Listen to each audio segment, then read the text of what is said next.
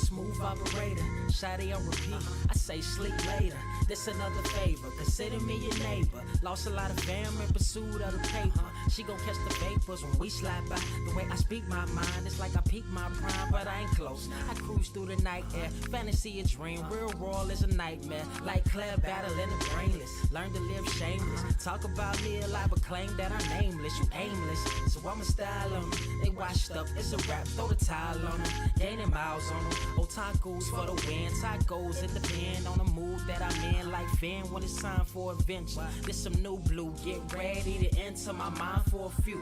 Come and take a ride with the crew. I'ma show you how to recoup days lost when you vibe with the blue. Come vibe with the blue. Yeah.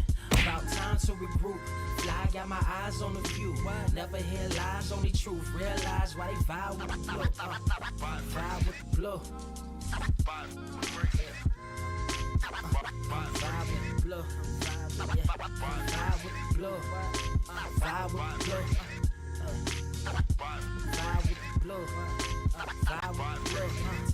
Vibe with the blue. Vibe with the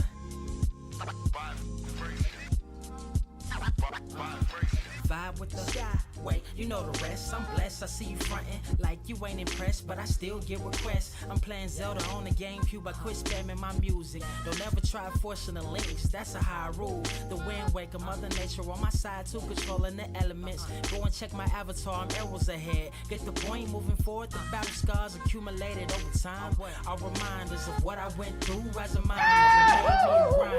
The trees broke down for this loose leaf. If life's a game of death, I'm Bruce Lee. Ooh wee. Lose sleep on the regular, trying to get this word out. Then I crash nebula. Wish I had a very odd parent, maybe two, but it's cool. Everybody pays dues. Now it's time to make moves. Granny didn't raise me to lose. Think I'm in the mood for a cruise. Wanna ride? Come and vibe with the blue. Come vibe with the blue. Come vibe with the blue. Come vibe with the blue. Come vibe with the. Check this out, y'all. I'm back spazzing like the elderly worth of my cousin Beverly. Never swear away from the truth. Just ask Heather, be weather, be trippin', starting to control like our destiny. Always give you the best of me until the death of me. My weaponry is a paintbrush. Hush, don't tell my secret. They get a hold of it. If you leak it, get it. It's cool. Got you covered though, look. But let me get back to that cool-ish, loose-ish. Why they still lying? They don't do this. Bad at board games, whole world clueless. Selling they soul for Roof Chris. Who's this honored fella? Need a slice, extra mozzarella. Crew born like they don't trust fun. Why you dodge to tell her? You don't know, but my odds are better. Life's a gamble, depending on who holding the cards. You can start living at large or it's bon voyage. Charge it to the game. Me and you ain't the same. I'm thinking bigger pictures. Why you still shrinking the frame? Ever blink in the rain? It helps when your eyes dry. Mob with the bright minds. Think you funny, wise guy? Midnight marauder with a new tribe. Tired of the fake. Come and vibe with the blue sky. Come vibe with the blue sky. Why do you try? We get them high. Take them high. What I do? Come vibe with the blue. Yeah. Come vibe with the blue. Pass what up? Vibe with the.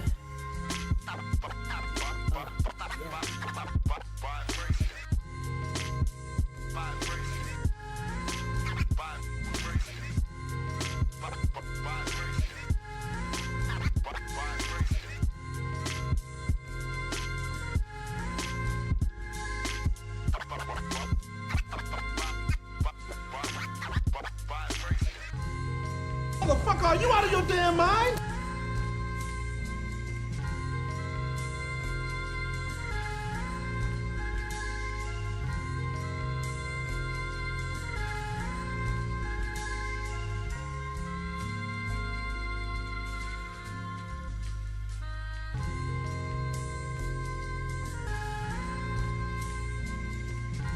I have seen everything that has ever happened, ever will happen, ever could happen, and yet, what the hell is this? Are you ready? I might take up a couple of heads a night. Somebody give me a guillotine. I just might ride on my enemies. Thought can I fuck on my energy? Nowadays they just talk, but they talk about nothing. Nowadays everybody wanna say something. Goddamn, I'm the man and it feel like it. Give a damn about a hater when I feel like it. Not today, not today, not today, not tomorrow. Get out my way, please. I'm trying to get paid. What is up, Earth's mightiest subscribers? It is your boy Ernie, the Blerd without fear. Got the homie Robo of Left Face TV. Welcome to episode 39 of the Nerds of Culture podcast. Man, your weekly woke shade room. What's going on, y'all? That's it. That's it. That's the one. That's Tell the you one. what, 39. Let's see. I'm 43. 39 was okay. 29 was better though. Yeah, no, 29 100%. was better. What's your like? How old is like? What is your favorite age? Like, if you can go back to and just stay there permanently as a vampire. Oh man. Don't add any of the vampire stuff. Just No. Just yeah. Like, okay. I mean, not gonna hold you.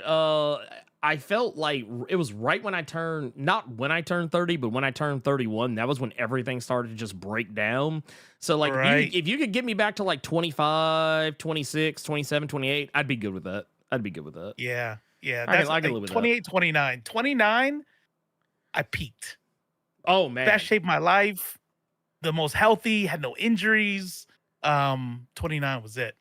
Oh yeah, no, that's the one. That's the one. You're washed after that. After that, it's over, man. You can cancel Christmas after that. It's not happening. It's not happening. Mhm. But the good news is that we're here. We're out here. We're doing the thing. You know, Yeah. we got well, That new layout. got a new layout. We did a little man. bit. We did a little bit of Little bit. redecorating. Yeah. We out here. Look at that shit. I mean, you know, we trying to do right. We trying to do right, baby. Yeah. Fresh. Yeah, you know. Yeah, it actually kind of reminds me. Oh man, that was also a weird time. So like when I was in like my mid to late 20s, that was when I was still DJing. Like you know, not professionally, but like I was like trying my hand at the craft. Man, I can't tell you how many break records I had. You can only hear Funky Fresh so many times though. But you know what the highlight of my there were two things I learned how to do that I was like, okay, well I know how to do this, so you know what, I don't care if I never like take this anywhere. I was like, I know how to crab scratch and I know how to transform. That's it. I was like, once I learned those, I was like, you know what, everything else does not matter at that point. Well, I don't know what either one of those things are, so you So must have like been all right. So like when you crab scratch, so you know like you like on a mixer, you know, you have like a fader that switches between the two turntables. Right. So Yeah. you put your thumb on one side, your pinky on the other, and you just do that. Oh, And you because get you're like fading and scratching at the same time. Mhm. Yeah, that's what's up.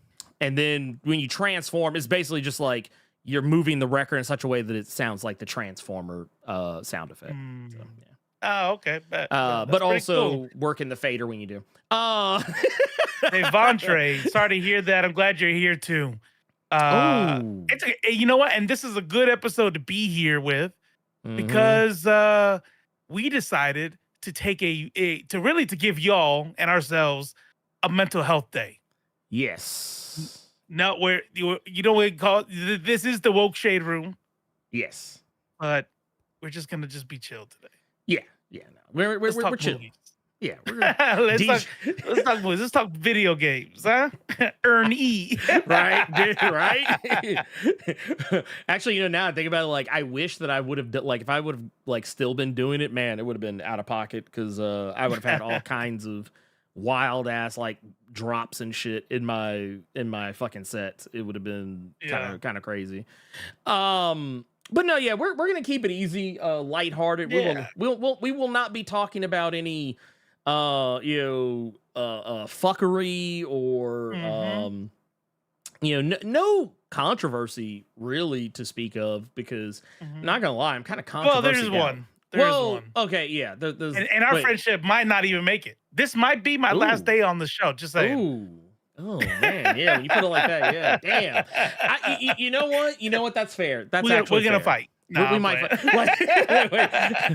Let them fight. Let them fight. No, it's yeah, like I just sometimes you need that mental health day. Sometimes you nothing. Yeah. Honestly, Maybe next week. Maybe next week. I need If to. that. Yeah, I was gonna say that. Oh man, I don't know. I don't know if I can talk about Ezra Miller right now. I don't have a.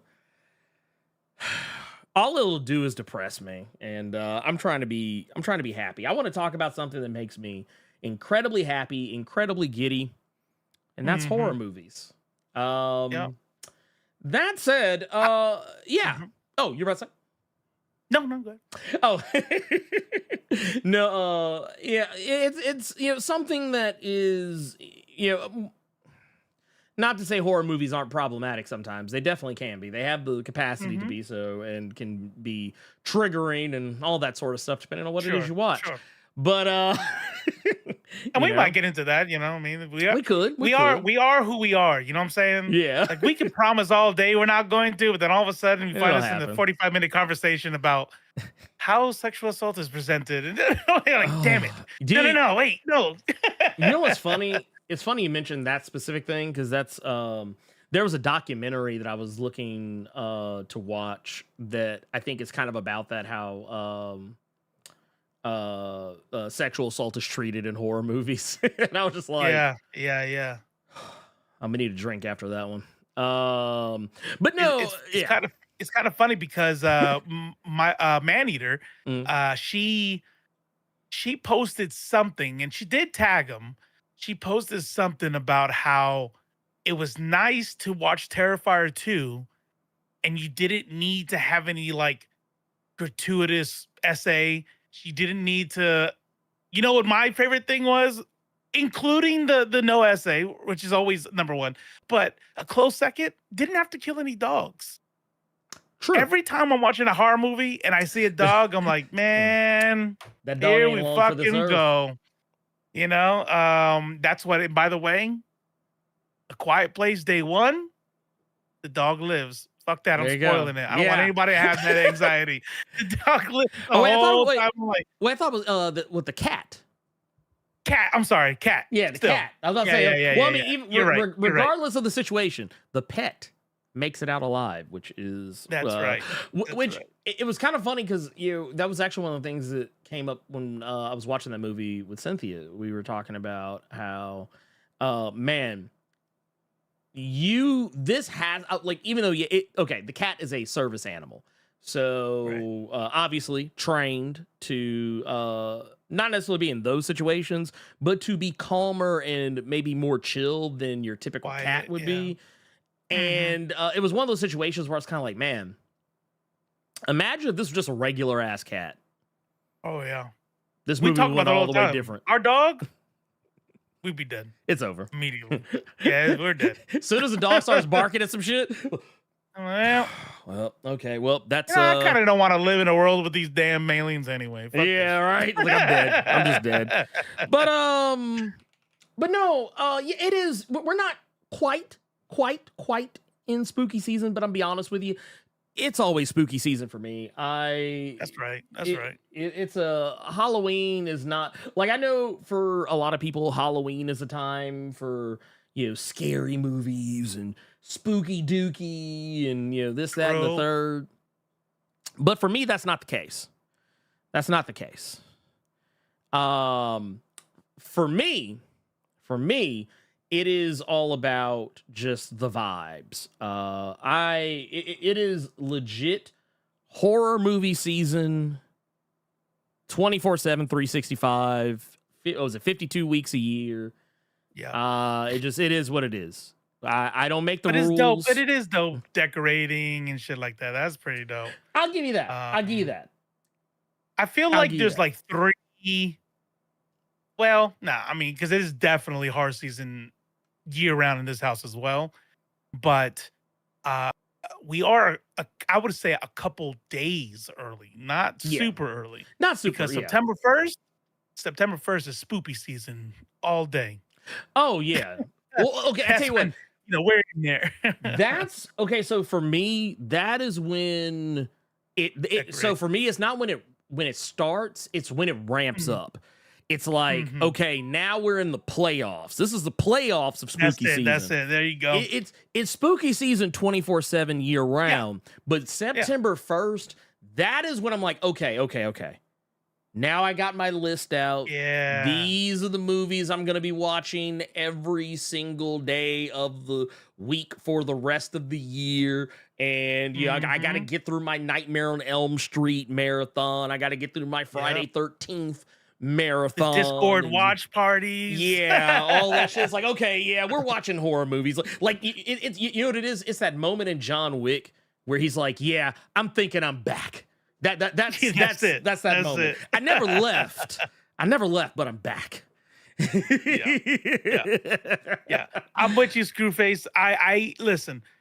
I am, and I don't know how many of y'all are out there. I am a respecter of the seasons. Okay. Yes. And that's why September 1st is I'm all in, right? But Christmas decorations do not come up before Thanksgiving, even though Thanksgiving is doo-doo water. We fucking, it's Indigenous Peoples Day. I don't celebrate Matter of fact, no, Indigenous People Day. Christmas decorations do not come up before Indigenous Peoples Day. No. And if you put up Christmas before that, I think you are a heathen and should be deported. It's like, nah, you got to. Yeah, you got to go. Gotta go. You gotta get up out. Gotta go. And it's like, look, man, I'll make the rules, man. This is what it is. Yeah. You knew what this was. I tried to tell you. You didn't listen. And here we are. This is where we're at. But no, all that said, though. We've been getting some pretty gnarly horror movies, and it kind of prompted this conversation because for those who don't know, some of our private conversations usually tend to fall back on horror movies. We talk about horror movies all the time. We talk about the ones we like, the ones we dislike, the stuff we've seen. We compare notes, have discussions about them. And hey, what'd you think about this? Hey, what'd you think about that? Oh, I don't know. We go back and forth on this sort of thing. So it's one of the things that Robo and I bonded over. And one thing we learned, I think, real quickly about each other is that we got super chats. And y'all weren't ready for that. And it's okay. It's okay to not be ready. It's okay to not be ready. It's all right. I'm not gonna judge you for not being ready. But what I am gonna do is we're gonna pull this up, and I'm gonna go ahead and say forgive us now if it sucks. Because we have a oh wait, hold up. It says, so let me do this. I have to restore my Twitch connection. Oh my god.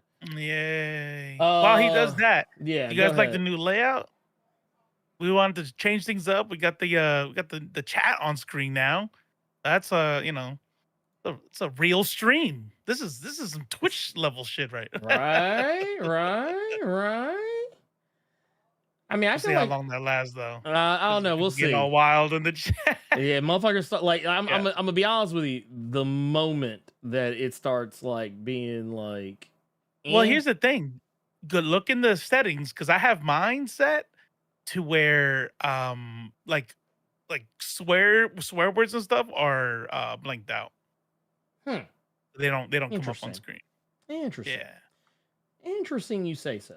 I mean, like we'll see. my We'll doc comes up, like I'll see exactly how it's said, but the one that the browser source that goes on the screen, that one is censored. Got you. Yeah. Time to post NSFW ASCII art. Definitely had that happen. Man, yeah, really that's a. good I about that. don't think I've actually gotten to that point in my life yet where people like me enough to do that. That's a. I don't know if that's a good or a bad thing. I don't know if I should be happy or sad. I think it's topic. I'm obviously a very, very small creator, and it's happened to me. But it's also because I talk about controversial stuff. You're talking comic books. You talk happy stuff. You know what? That is fair. You know what, man? And I gotta admit, it's this time of year. I have actually had to mute some of my favorite content creators because I'm just like, oh, really? I'm like, okay, look, I gotta take a knee. I gotta take a knee off y'all for a little bit. I'll be back after Super Tuesday. I'll be back, I promise. But like until then, I was like, man, I'm too depressed. I was like, I'm like all this shit's making me sad. Are you gonna let me know when you block me on Threads? Nah, keep it a secret? Nah, you're not. You're not. You're okay. You're okay. You're safe. It's everybody else. It's the right. It's the yeah. Anyway, I won't even go into it. It just got to this point where I was just seeing all kind of wild stuff, and I'm just like, all right, well, Thank you, Elite X1. I appreciate. I'm now depressed. Keeping it real. I'm now depressed. Yeah, that's it. Yeah. Like, I don't know. I think it might say something about me that that level of negativity doesn't bother me. Mm-hmm. Like I don't say that as a like a flex. Like I'm just so mentally strong because I'm not. I have like 7 mental health conditions. But I'm saying like I can sit there and like the Palestine stuff or whatever, any negativity anywhere. I'm just reading it all day and fighting with people. And at the end of the day, I go back to watching TV. People are like, it's like whatever. Doesn't that fucking like? I feel like if I read negative stuff too much, it starts to weigh on me. I'm like, I think I'm just like broken all the way to where it's just like, yeah, whatever. I'm good. It's like, I'm super good. I tell you what. Real quick, what we're gonna do, and once again, forgive me if it sucks.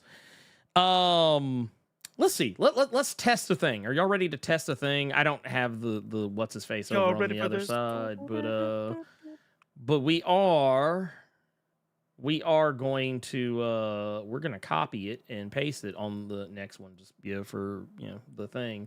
But like right here we go. Man, look at that. Look at God. We got the thing. Though I do need the ratio's good and everything's good. It's not well, and now the real thing is like getting everything lined up where I'm not like doing my whole like desktop and everything. It's like I don't know. I've always been like weird about that. Baby steps. Wait, we'll get there. Look, we'll get there. God damn it! I said we'll get there. Okay, we'll get there. All right, chill fuck out. Chill fuck out. But no, we have actually, I want to go back a little bit because actually, let me kind of, shore some of these up. I want to go back a little bit because what we did last week that I did not intend to do, but it happened anyway because that's just kind of how shit works. Is we missed the super chat last week. Oh wow. Technically. Let's see here. Yeah, we missed one last week. But we're gonna take a look at it now. Matter of fact, here, let's do it like this. Let's kill this and do it like this. There we go. That works better. And we're gonna zoom in a little bit. Oh yeah, the zooms. We missed one from the homie Michael DeFonte last week. We missed one from our own Dr. Midnight. Here, let me mute my phone real quick too, because everybody and their grandmas decided to start texting me. But he says, this is when we were talking about TV shows that had been like canceled like early on in their prime and whatnot. Technically, Rock. He's talking about the show Rock. As in ROC, I think autocorrect struck on this one, but Rock ROC, this the sitcom that starred Charles S. Dutton, famed actor, writer, director, thespian, Charles S. Dutton. Some of you may not know who he is, but if you've ever done like the happy clapping or clapping GIF in Discord or on social media or Facebook, whatever, you've probably seen him. He's one of the top ones. He's one of the top ones that comes up. But that said, he's talking about, Rock was genius, one of my favorite shows from that time period. They even did live episodes that ran perfectly without issue. And then there was another one I think we had too that I think might have also had been missed, but we'll I'll have to go back and take a look. I know we had a couple that kind of flew under the radar, but we're also going to jump to the ones we got right now.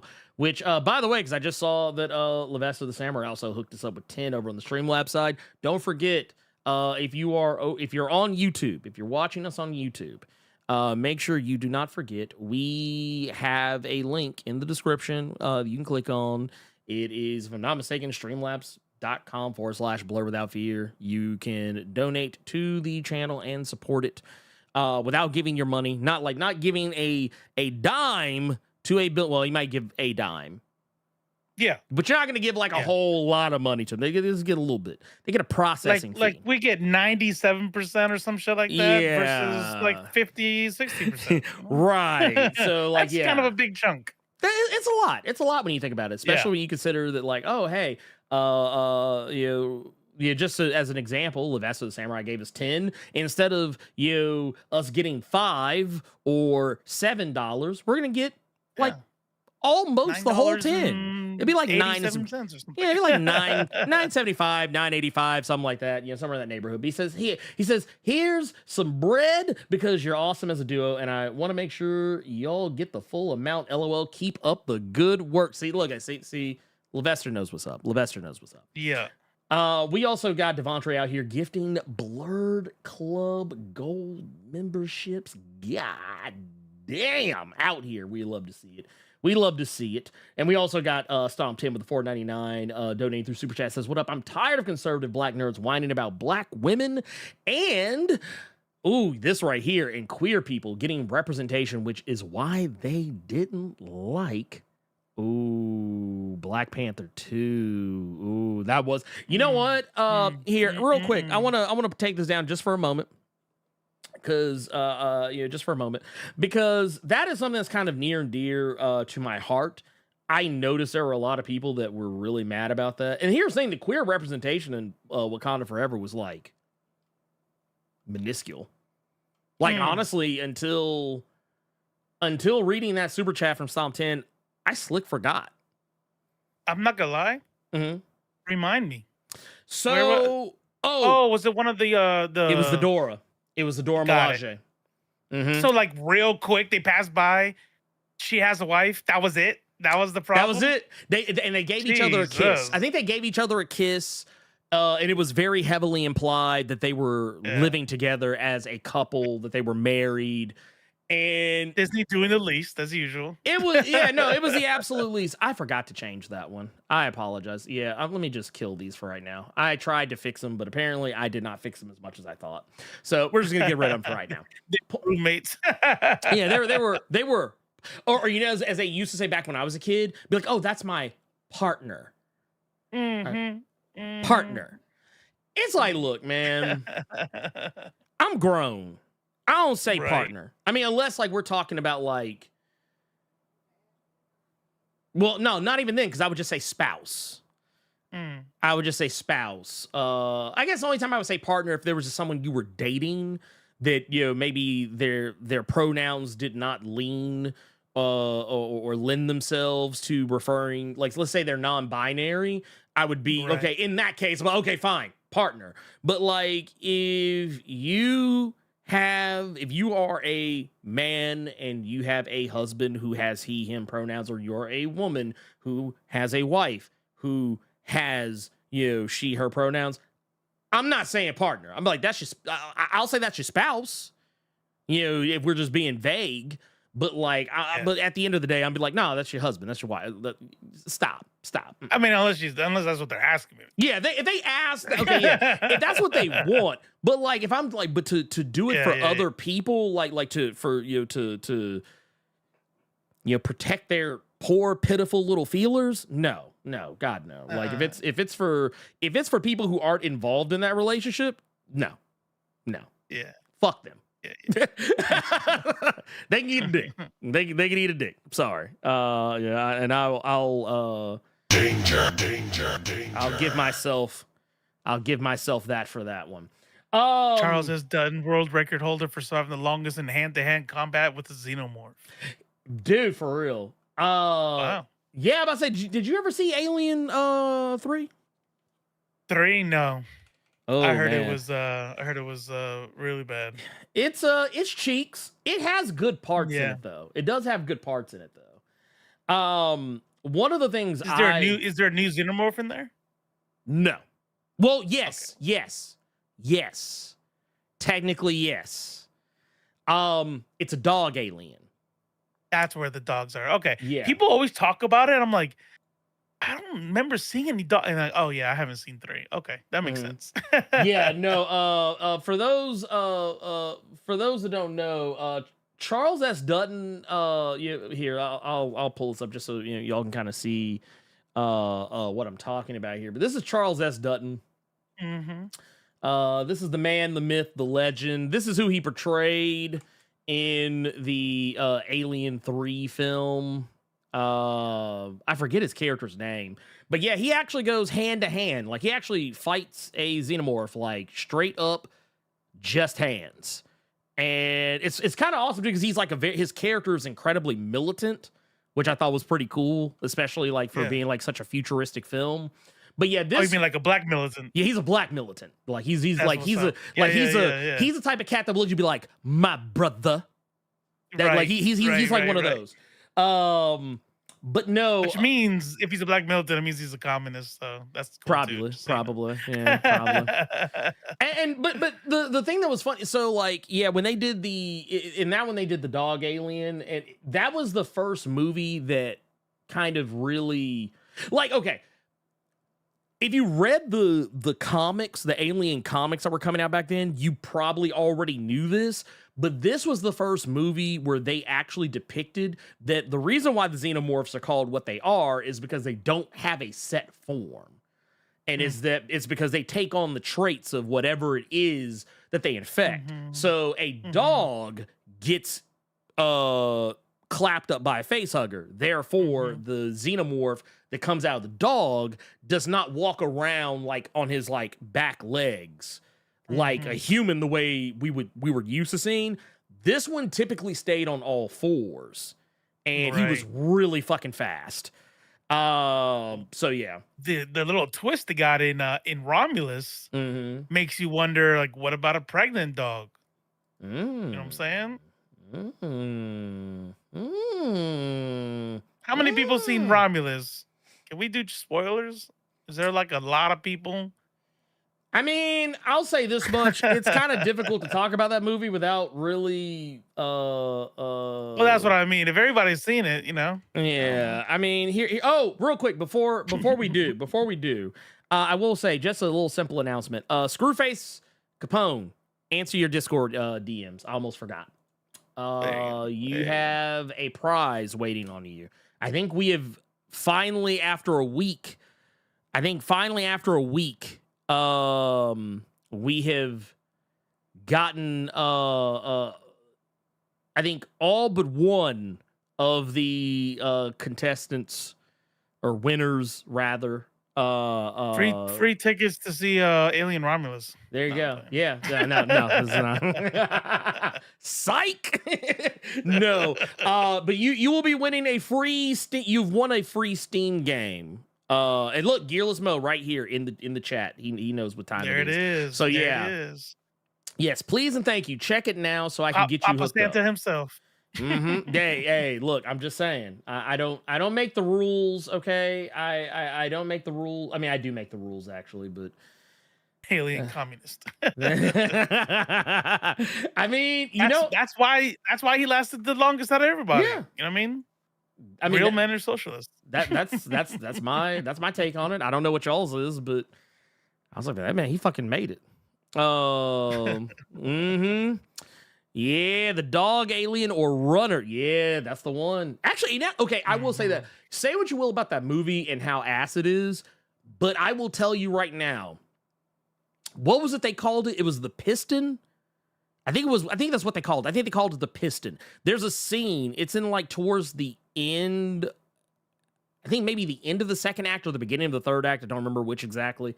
But there's a scene where they're trying to trap it. That scene's awesome. Like, you can say what you will about the rest of the movie and how ass it is, but that scene, like, I tell you what, most of the movie is ass. No, actually, correction. I think half of the movie is ass.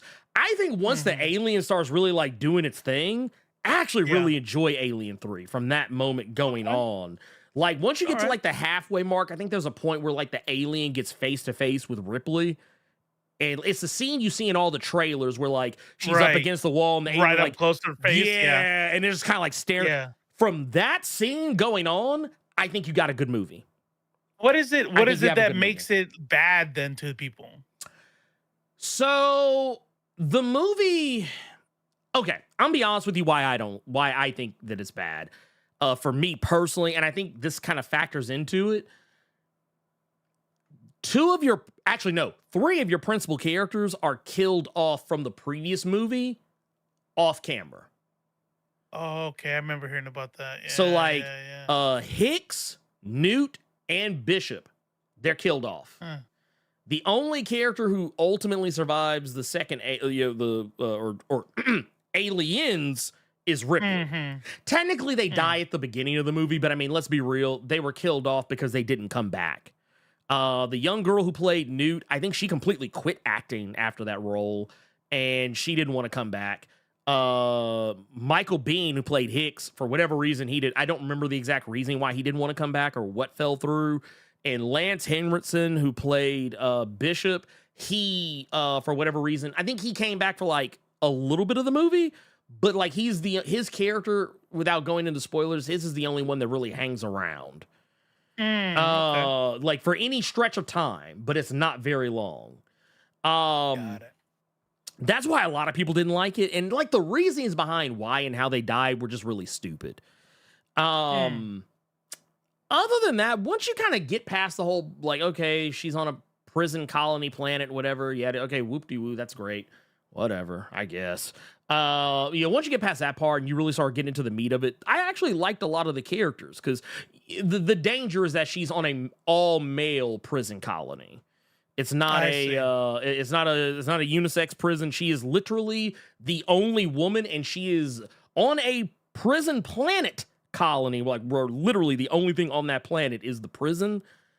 It's a prison with a lot of sexual assaulters and child murderers and women murderers and whatnot. It's basically she's in the worst basically she's in America. She's in America, basically. There you go. That's fucked up. She's in America. This is America. Yeah. Yeah. But that is kind of the danger. But then add a xenomorph into the mix, and now you have something. It's almost like that. What was it? The man or the bear. In this case, it's the prisoners or the xenomorph. Which one do you want to be got by? Like which one? It seems in that case that's a lose-lose. Yeah, you know what I'm saying? 'Cause at least the bear will fuck off on his own. That xenomorph is like, man, you know. Nah, that xenomorph's like, I got to eat. Yeah, it's like, would you rather jump out of a plane or a helicopter? You know, it's like, bitch, like what?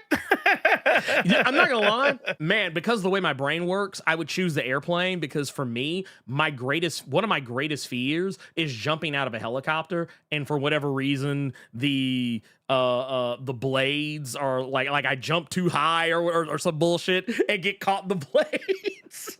No, listen, first of all, that's a legitimate fear to have. In Afghanistan and Iraq, the helos are taxis. That's how you get around, right? You fly into the main bases, but then to go to the smaller bases, it's all helos. And let me tell you something.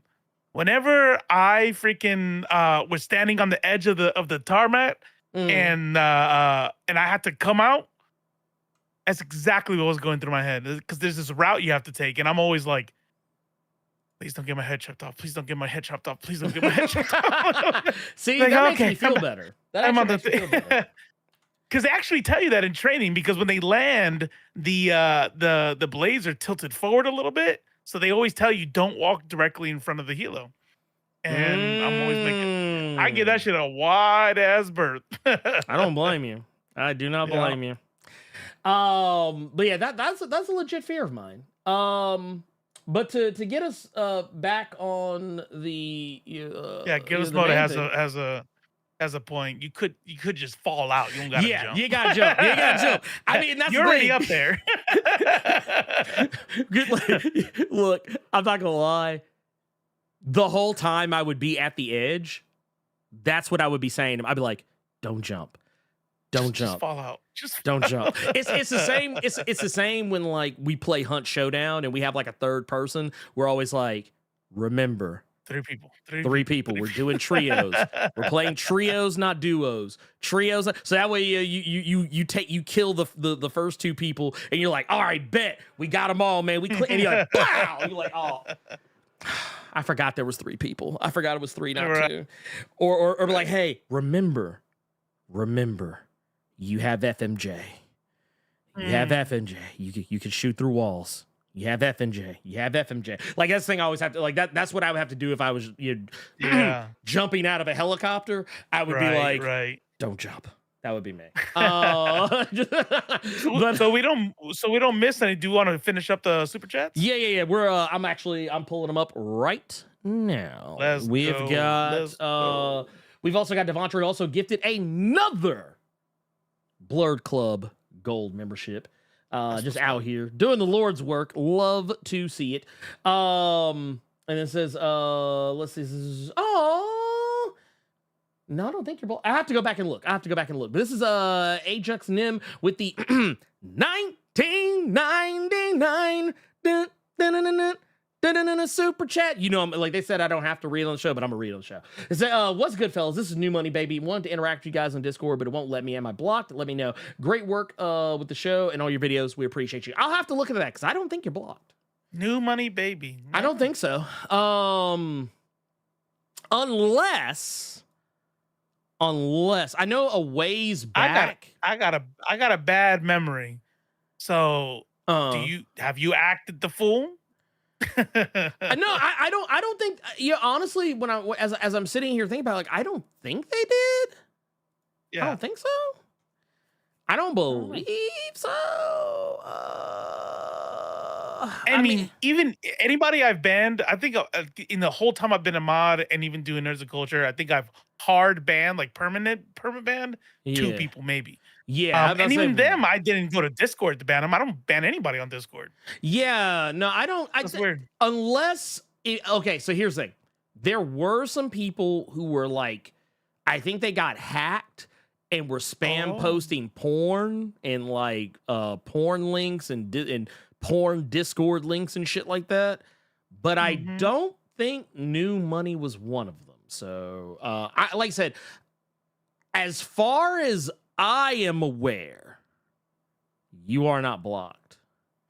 But what I will say you might want to make sure you do if you like have at any point left the server or rejoined the server, you may have to click on some stuff to get the server to pop back up for you, or to get the stuff in the server to populate for you. Like you have to like agree to the rules of the server, so on and so forth. Yeah,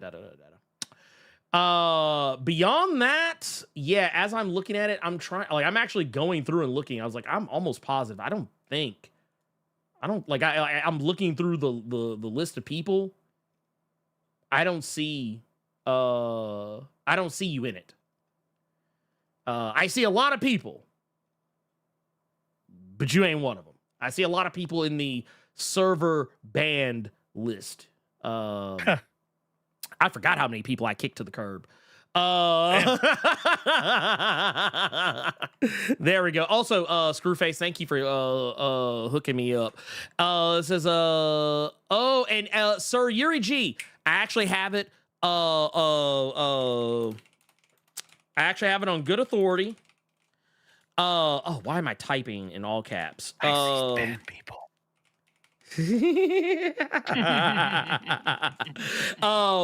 Is Sir Yuri G, if you are in the chat, you need to confirm your Steam gift.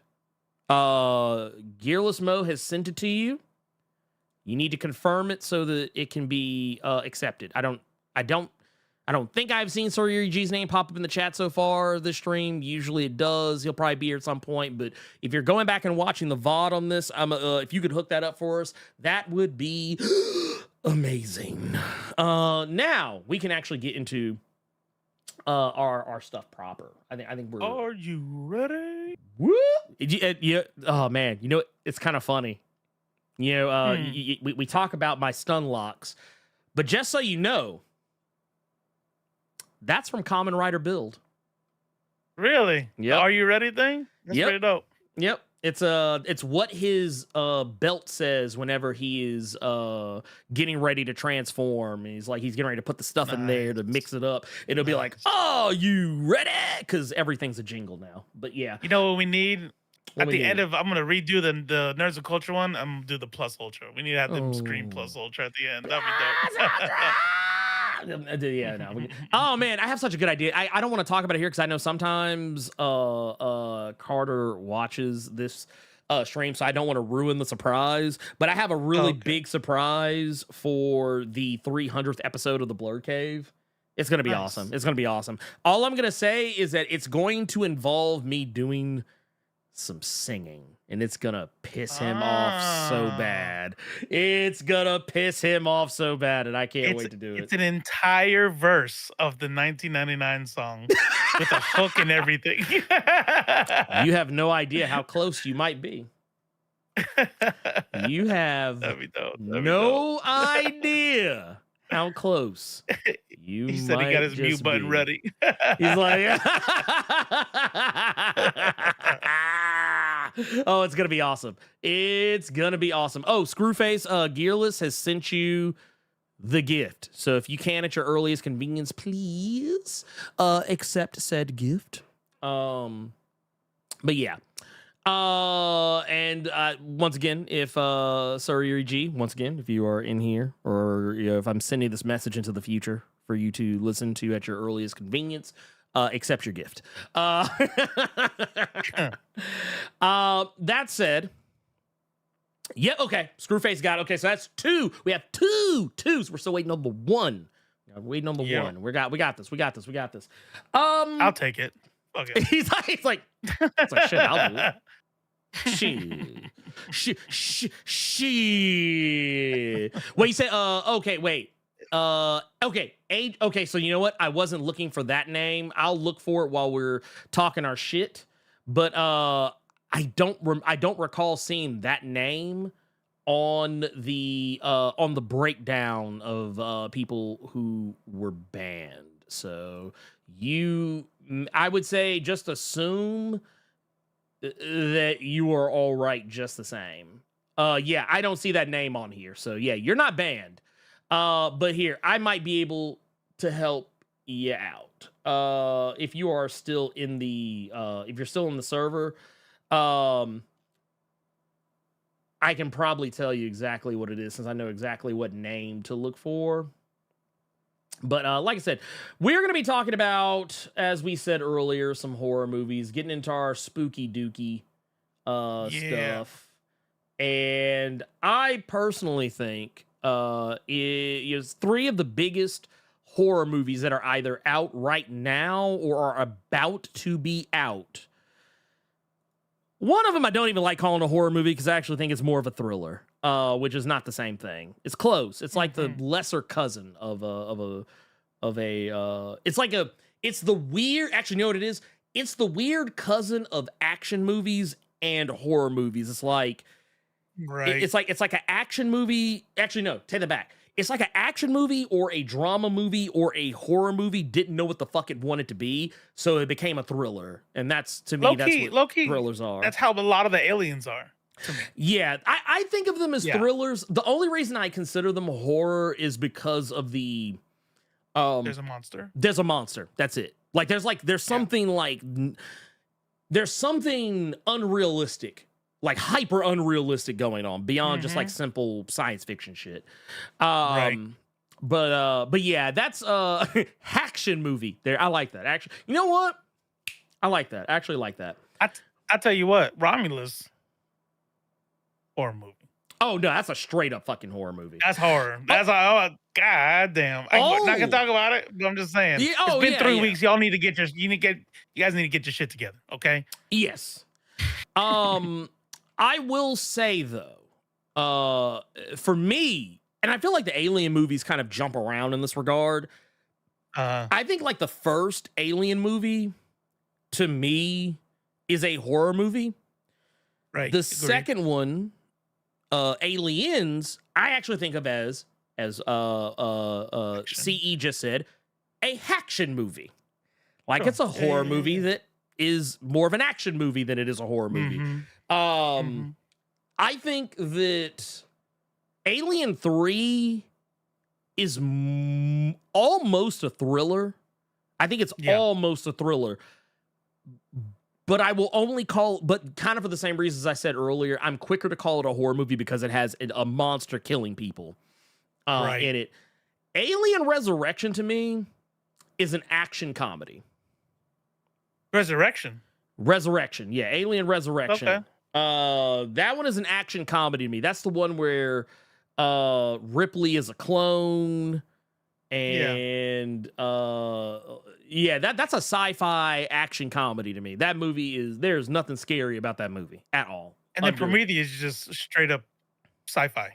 Yeah. It could have been a Star Trek episode, movie. Prometheus is an episode of Star Trek where you're not following the main crew. You're following, like, if this was old school, like TOS Star Trek, this would be the original Star Trek TOS setup where red shirts always die. It would be like, hey, this is the one, this is the season episode where the Enterprise crew, they're off doing important shit, and these mooks in the red shirts decided, oh, hey, we're on shore leave, but man, there's this planet down here. Let's go check it out, see what's going on. And they don't, even the medic they take with them is in a red shirt. And they go down and do the dumbest shit humanly possible that even defies their job positions. Like the cartographer, fucking lost, has no clue where the fuck he is. The animal, the animal biologist, putting his face up right next to the thing, putting his face right up next to a space cobra that he has never seen before. It's like, bro, oh, cute. It's like, what the fuck are y'all doing? I was like, dude, I was like, good. That's what you get. Yeah, it's like, I'm like, you know what? You deserve it. You deserve it. But yeah, but when you get to, and then there's also, like, you get to Alien Covenant. I don't know what the fuck Alien Covenant is. It's a sci-fi horror movie that I actually don't remember too terribly much of. I need to go back and watch it again. I'm one of the like 8 people that like Prometheus and Covenant. I don't dislike, I'll be honest with you. I don't dislike either of them. They're just the ones I've seen the least. Yeah. Because I said this, I've said this a lot. Yeah. I think in horror movies, people do need to make dumb choices. They need to make dumb choices, otherwise no movie happens. And people do, by the way. Like adrenaline. Yeah. Adrenaline does not make you smart. Let's put it that way. Oh, no, it doesn't. And I'll be honest, because one of my biggest pet peeves is when when I'm watching a horror movie or talking to somebody about a horror movie, they'll be like, man, it wouldn't be me. Yeah. Man, I'll fight the monster. Right. Okay. Nah. Yeah. No. Yeah. You would freeze. Your extremities would like cease to work. You're probably dropping shit. You're probably tripping. Yeah. That shit. Immediate fear. Let me tell you. Oh yeah. That shit does not go the way you think it goes. No. Well, because we all think that we are the main character, of the story. Like, we're the main character of our story, but it's kind of like, you ever watch that skit that RDC World did about anime and side characters, where like the dude's like, him and his buddy, they're walking down through the woods, and all of a sudden these Akatsuki from Naruto show up, and they're like, yeah, hey, yeah, I'm ready to fight you. I hear you're the tailed beast from the so-and-so village. And then the main dude, who thinks he's the main dude, he's like, why is this dude talking like I'm not even here? He's like, wait a minute. He's like, wait, this dude, he ain't even nobody. Like, why is he ignoring me? And all of a sudden he's like, hey, don't you know who I am? And the guy just looks at him and just like, yeah, anyway, I hear you're the tail beast. And then all of a sudden the dudes start fighting and they just disappear from view. He's like, oh shit. He's like, where the fuck they go? He's like, oh, no. I know what's going on. They're moving so fast that I can't see them. He's like, I'm a side character. Like that is our realization. Every last single body, like, I don't care who you are. Whether you in the chat, you watching this somewhere like later down the stretch, you know, anybody in here, I'm gonna tell you right now, I think we all at some point in life have that moment where we're like, oh shit, yeah, I'm not the main character in this bitch. He was like, oh man, he said I should have known I'm not the main character. The show is named after him. Yeah, that's it. That's it. I'm gonna sound like that guy. I promise. And maybe I'm not. I don't know. But to me, I'm gonna sound like that guy.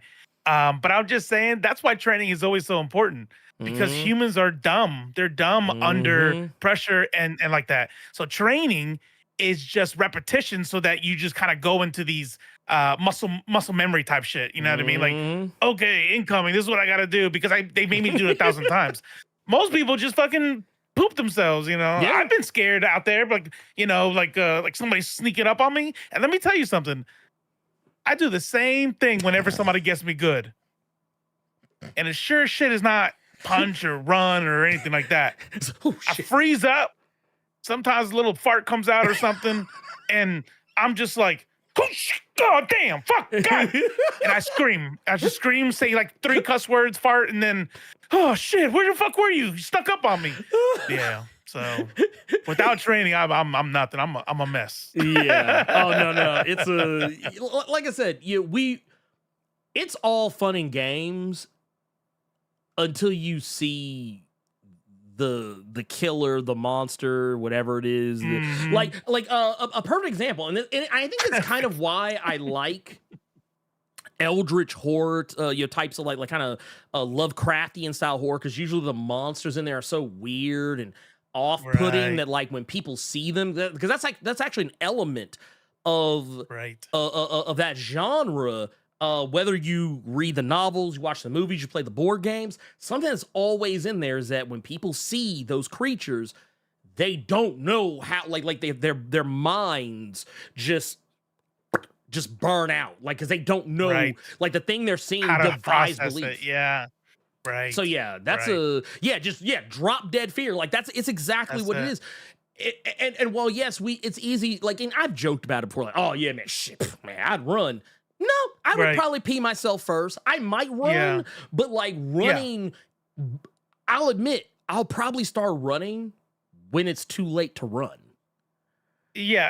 Like, and like after it's tripping like 2 or 3 times first. So. Yeah, like, because when I was a kid and even a teenager, I used to always crack those jokes about people like, man, dude, look at this, person, man, why they got to trip over it, man? Man, they trip over everything. It's like, oh shit, that's because that's real. That's real. It's real. Yeah. It's not fake. That's how. Now, that's bad how actors we can make fun of, like the old school horror movies, like the, you know what I mean? Like, and then crawling away. But I mean, like, if you think about it, like more realistically, the realistic way, they have to do that because you would look like you like had cerebral palsy or something if they did it for real. Like, I'm just trying to get up and I can't get up and I keep falling down and eventually you figure it out. But I remember I saw this one video like that where it was a family. It was a video. Man, I wish I could find it. It's a family playing outside, and a lightning hit like super close to their house. So it was super fucking loud. And you saw the kids run in, the wife ran in, and the husband turned around to try to run, but he did the thing I was talking about where his legs didn't work, fell down, then like kind of like flopped around on his back trying to get back up, but his like everything, your motor skills just shut the fuck off. So it's insane. It's insane to even consider. But G Martinez Mac, that's it right there. The anxiety life deal. That's why I like I love that I'm married to a therapist, because in here, in this room daily, I do that fear, that thing I described earlier. And all that happens is, Poppy, what are we having for dinner or something like that? One of my kids come out, or Marlene's like, hey, blah, blah, blah. Every time, because I have my headphones on, touch me, freak out. I'm like, oh shit. And then I'm like, what the fuck? Why do I always jump like that? And she's like, your PTSD. That's why. I was like, I love that she says it so matter-of-factly. Like, it's just like... Well, she assumed that my therapist might have told me, but I'd never talked to my therapist about that. It's not something I was worried about. I just thought I was a bitch or something. Although, I could still be a bitch, but I think the PTSD makes it worse. This is PTSD. It's PTSD. But no, like, Alien Romulus, like, I don't, we won't go too deep, and I won't say too much as far as, like, spoilers. Because I feel like the biggest spoiler is good and at the scary. end. Yeah, it's 100%. 100%. Here, this is the only thing I'll say regarding that spoiler. I had no idea that was an actual person. Like in the normally it's CG. Stuff like that they usually do is CG or some kind of an animatronic. And that's usually what they do for xenomorphs. But there's a xenomorph at the end of that movie that's actually like, it's a person. It's a person in a costume. That's been touched up with like some special effects. And I was like, wow, that's insane. And I'll just leave it at that. You can figure it out for yourself. Yeah, I can't even expound on that. You can't even say anything about it, because like once you say it, it's like nope. But I will say that in the movie, for that whole movie, that was so good. I was the jump scares, the fear factor, the anxiety, the countdowns. And it was like it didn't even get old. It's like, okay, now they're trapped again. Are they gonna get out of this one? It was like, geez, some movies just kind of like it gets old every time you're like, now they're trapped again. It's like, no, but somehow they just kept it fresh. And I'm just like, what the fuck? The android dude, fucking awesome actor. He deserves an Academy Award for that shit. That's just so dope. No, he was fantastic. Well, if y'all haven't seen Romulus, you need to go see it. You really do. The thing that I thought was kind of funny about it, too, because I think when Carter and I were talking about it, one of the things that kind of came up was that you ever see that movie Deep Rising, where they're on the boat? Not Deep Blue Sea, Deep Rising. No, Deep Rising. It's Treat Williams. No. Treat Williams is the main character, but basically it's like this cruise ship that's out in the ocean, and these guys are trying to rob it. No, I meant the other android. Sorry. Go ahead. Sorry. Oh, got you. Yeah. He said that dude is CGI. And I'm like, I know who that is. Yeah. That's not what we're talking about. We're talking about the other dude. You're right. Talking about the other, the one that's actually a main character. That's right. But no, the kind of almost forgot. But Deep Rising is the one. Yeah, it's the one where they're on the cruise ship. These guys are trying to rob it, and when they go to rob it, there is a sea creature, more or less, that is attacking the cruise ship as it's happening. Right. But one of the taglines of Deep Rising is, "Well, now what?" Because that's the thing Treat Williams says. Because every time they get out of a situation, it's like, okay, cool. We almost got by these monsters. Okay, we're good. Oh, well, now this has happened. He's like, oh, now what? And then it's like, okay, well, we fixed the boat. Now we got to get on the boat. Oh, well, now these other people are showing up and now what? It's like, okay, well, we got past it. Okay. Oh, well, now we're trapped in this room. Oh, now it was like, low key, that's how Romulus was, though, right? No, that's exactly what it was. It was every like step, yeah. The only thing that was missing, like if Treat Williams just would have came out and been like, well, now what? I'd have been like, okay, this fits. Yeah. But the reason why I think that movie works as well as it does, and why it is actually genuinely terrifying, there's even some moments that you wouldn't expect to be genuinely terrifying that I think are. But one of the reasons I think it is because Fede Alvarez, the gentleman behind this movie, he played something that inspired this whole thing. Oh, and Isolation. Yeah. This was actually what inspired this movie. It's Alien Isolation. For those who don't know, in Alien Isolation, you play as Ripley's daughter. And before you start screaming woke and see, look, they're just making up bullshit. No, Ripley actually does have a daughter. Ripley has a daughter. It is canon to the movies. You learn this in the second film Aliens. But like, so is the events of this game canon? I guess technically. Oh, okay. Yeah. I mean, I don't know how officially canon it is, but I mean, I was under the impression it was because it does actually call back to the first movie. But the whole premise of the game was that Ripley's daughter's on a ship and they stumble into the to the whole xenomorph deal, and she's on the space station because they accidentally brought a xenomorph back with them, and the xenomorph is constantly chasing them. Yeah, okay, Elisa, yes, isolation is canon. So there you go. Settled. Nice, it's nice, settled. nice, It's nice. settled. But yeah, so for me, I dig it because I will say once you kind of dig into like under the hood of the game, I do feel some of the fear factor comes out because once I learned how the game worked, the game became significantly less scary to me. But it was still terrifying because the alien is always looking for you. Mm-hmm. Even if it doesn't really learns your behavior and stuff. Yeah, if you do certain shit, it will be like, okay, you did this last time, so all right. Or like if you hide in lockers too many times, it's gonna start checking lockers looking for you. If you hide in vents too many times, you're gonna start noticing that it's gonna start crawling through the vents looking for you. If you try to use certain types of weapons to defend yourself, it's gonna start waiting till you don't have those weapons to come after you, or like maybe wait to when you're not looking. And they played that in Romulus too. They exactly like honestly, yeah. Alien Romulus was basically a video game movie. Like it was basically Alien Isolation movie. The only thing they didn't do is call it Alien Isolation. That's the only thing they didn't do. But I'll tell you the thing, and I'm gonna tell you why the movie fucked my head up, and it's because of shit like this. I am like, if there's any one thing in the Alien franchise that makes my flesh crawl. Like, the xenomorphs, I actually don't think are very scary. I mean, I think they're cool. I think it's scary some of the stuff they can do. Mm-hmm. But I don't find, like, they're not the part that terrifies me.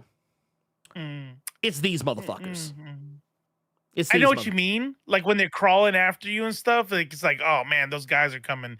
But there are some times where, like, they do that scene thing where the camera stops here and the person's looking there. Then you do that look, and then that motherfucker's mouth is right there.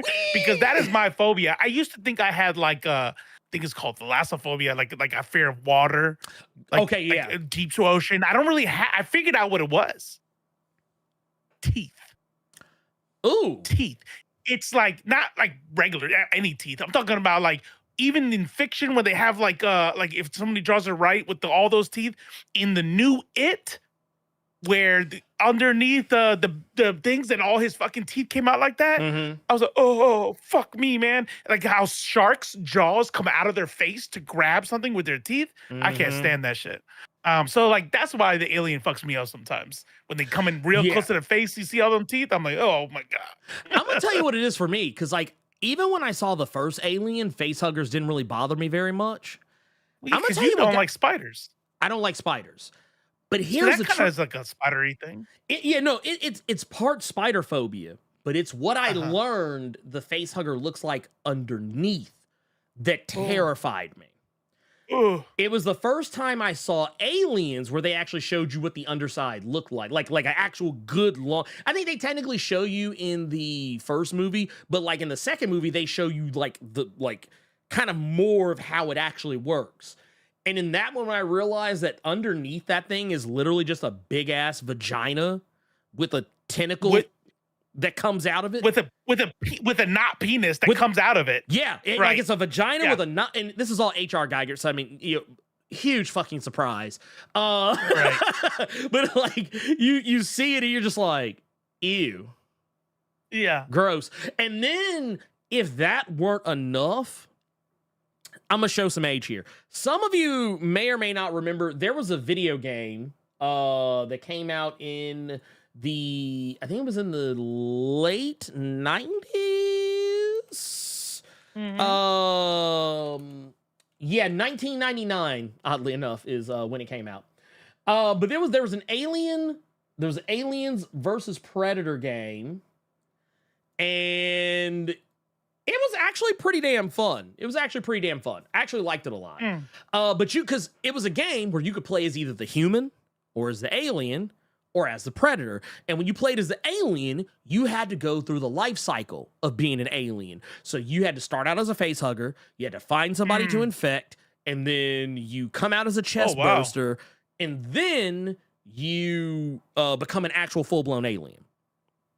Also, you had different vision to, like, kind of like how the predator had heat vision. As a xenomorph, you had your own type of vision that helped you see better at in the dark. And the predator had multiple, like he had regular vision, heat vision for people, and then he had a vision that was specific to xenomorphs. But what was funny about that was in that game, if you were playing as a human or as a predator, the face huggers would jump on you, and it's a first person shooter game. So like when you would when the thing would jump on you, it would literally be like whoosh, and you would see, and it would be like you'd see the little not penis thing like dragging across the screen, trying to like implant the stuff. Find the hole. Yeah, trying to find the hole, basically. Yeah, basically.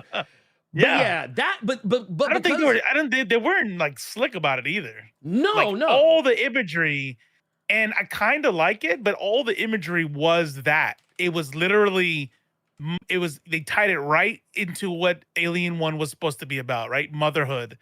And then what happens with old girl, and then the shape of the pods, and then watching up close what happens to those motherfuckers underneath, right? Yeah. It's like, it looks like a vagina, but like, what does it do? It's literally face essaying you. You know what I mean? Yeah. It's like to put the eggs in your belly, and it's like, man, they are not playing around here. This shit is wild. And the thing with this, like the fact that there were so many of them, the fact that there's so many of them in this movie, like, because normally you don't see but maybe one or two face huggers in a single alien movie, but this one, it was like, nah, there's a lot of them. There's a shit ton of them. Right. And like, there's even scenes where it's like, they are actually probably, honestly, I think the facehugger is objectively, to me, the most terrifying thing in the whole movie. Like, and it keeps you alive. Yeah. And here's the thing. If it feels like it is being taken off, it will fucking kill you. Yeah. It'll just snap your neck. It's just, it's insane. It's insane. But I will also say too, like there's a scene involving the xenomorph blood that was way more terrifying than it should have been. Way more terrifying than it should have been. Yeah. I didn't brighten it up. So talking about this one. This is one I found. Someone must have gone back and I can actually tell. Someone went back and AI upscaled it. You can kind of see it in the image. But yeah, someone churched this one up. Someone churched it up. Someone churched it up. But yeah, when you think about like a face hugger and like here's a worse one. They actually blended the two images together, which is even more creepy. I didn't even notice that till just now. But yeah, like this right here, this is nightmares to me. Yeah. Like, honestly, I'm not gonna lie. At this point, I would be like, fuck it, kill me. That's it. Fuck it, kill me. I'd be like, nah, I'm done. Get me up out of here. Get me up out of here. That there's no there's no anything else. I'd just be like, no. They'd be like, look, if someone said, hey man, if we cut it, it's gonna bleed acid all over you, kill you. If we try and pull it off you, it's gonna kill you. I'd be like, go ahead. Go right ahead. Do it. Yeah. Kill me. Don't cut it. Don't cut it. Just try and pull it off of me so it'll break my neck. That'd be better. I don't want to die suffering. Okay, I don't want to die suffering. What if they just like freeze the thing and then it lets go of you like they did old girl? And then you can just kill me. Give birth to the thing. Nope. Man. Nope. Like, no, I'm sorry. Like that movie, man, actually, I need to watch it again. That movie deserves another Another like, it might be my favorite movie of the year, actually. Yeah, you know what? Unless okay, here's the thing. Here's what's gonna have to happen. This is a good segue. Terrifier 3 would have to be absolute cheeks. It'd have to be absolute cheeks. I mean, it could be close. It might be. What if Terrifier 3 comes out that's not close second? Right? Yeah. I think it has to be cheeks. You know what? You know what? I tell you what. If it's only as good as the first, yes. I tell you what. Yeah. If it's only as if it's like, okay, this is Terrifier 2, but not better. It's just more Terrifier 2. I'd be like, okay, yeah, Alien Romulus all day, every day. Because we've seen it already like twice now. Like, are we gonna get something new out of Terrifier? Right. Which I'm still excited for. I'm not. It's not shade, but yeah, I feel you. Like, if they don't give me something new, then Romulus got to be the number one movie that I've seen. Oh yeah, and I'll put it to you like this: Art the Clown. Goddamn. Elite X one said, Terrifier 3 isn't really horror though. It's more of a get the. That's a whole ass demon, bro. Well, I mean, he's a. It is a slasher. He is a slasher. He is a slasher. Yeah. But at the same time, he's not a normal person. Nah, he ate old girl, peeled her skin off, and was just chilling with her. Chainsaw down the middle. Come on now. Yeah. Oh no. I tell people all the time. For me, if you mess with somebody's like genitals on any level, like to take them out, I'm out the game. But I will say that scene in the first movie, the chainsaw. Yeah, that's wild. That shit is brutal. It because it's not short. It's not short. The whole way through. Yeah. That man chainsaw, like he literally chainsawed her from her crotch all the way down. Like she's she is upside down, spread eagle, and gets chainsawed from the cootie down the middle. Just is like, bruh. So what I found interesting though is, listen, no, that's Terrifier. Here we go. Mm-hmm. What I found interesting was the amount of money it made. Oh, Terrifier 1 didn't actually do that well. No, it did not. It also had a low budget. It made its money back. Yeah. Right. Well, I mean, even compared to the budget, right? Oh, so Terrifier 1 comes out, $35,000 budget, and opened at 123,000. Worldwide today is 416,000. So, I mean, yeah, definitely made his money back and then some, but didn't even break $1 million. No. But then made up for it on Terrifier 2, $250,000 budget. Worldwide today is 15,387,000. Like, okay, bro, he found his audience. He's like, wait a minute, we've arrived. Yeah. Did we see Abigail? Yes. I did. You saw it, didn't you? Yep, I saw it. Yep, okay. Yep. I liked Abigail. I know a lot of people didn't. Yeah, it was all right. It was fun, silly. I think the reason why I liked it though is because I knew what it was before I saw it. Right. I think because when y'all saw it, I remember Maneater not liking it very much. Right. I remember she told me that, and I didn't particularly agree with her. She was really not into the movie. I was like, oh, it was all right. I mean, that's fair. I mean, I think, but you know what? I think it might have been vampire little girl, right? Yeah, the vampire girl. Yeah. Yeah. But here's where I think I know why she didn't like it. Because I remember one of the things when I was talking to her about it, she said that it was because she thought the movie was going to be like a serious vampire like horror movie. But like I remember it was a comedy, damn near. Yeah, no, actually, dude, it's so funny enough that when I initially put it in The Good Place, I originally had it under comedy.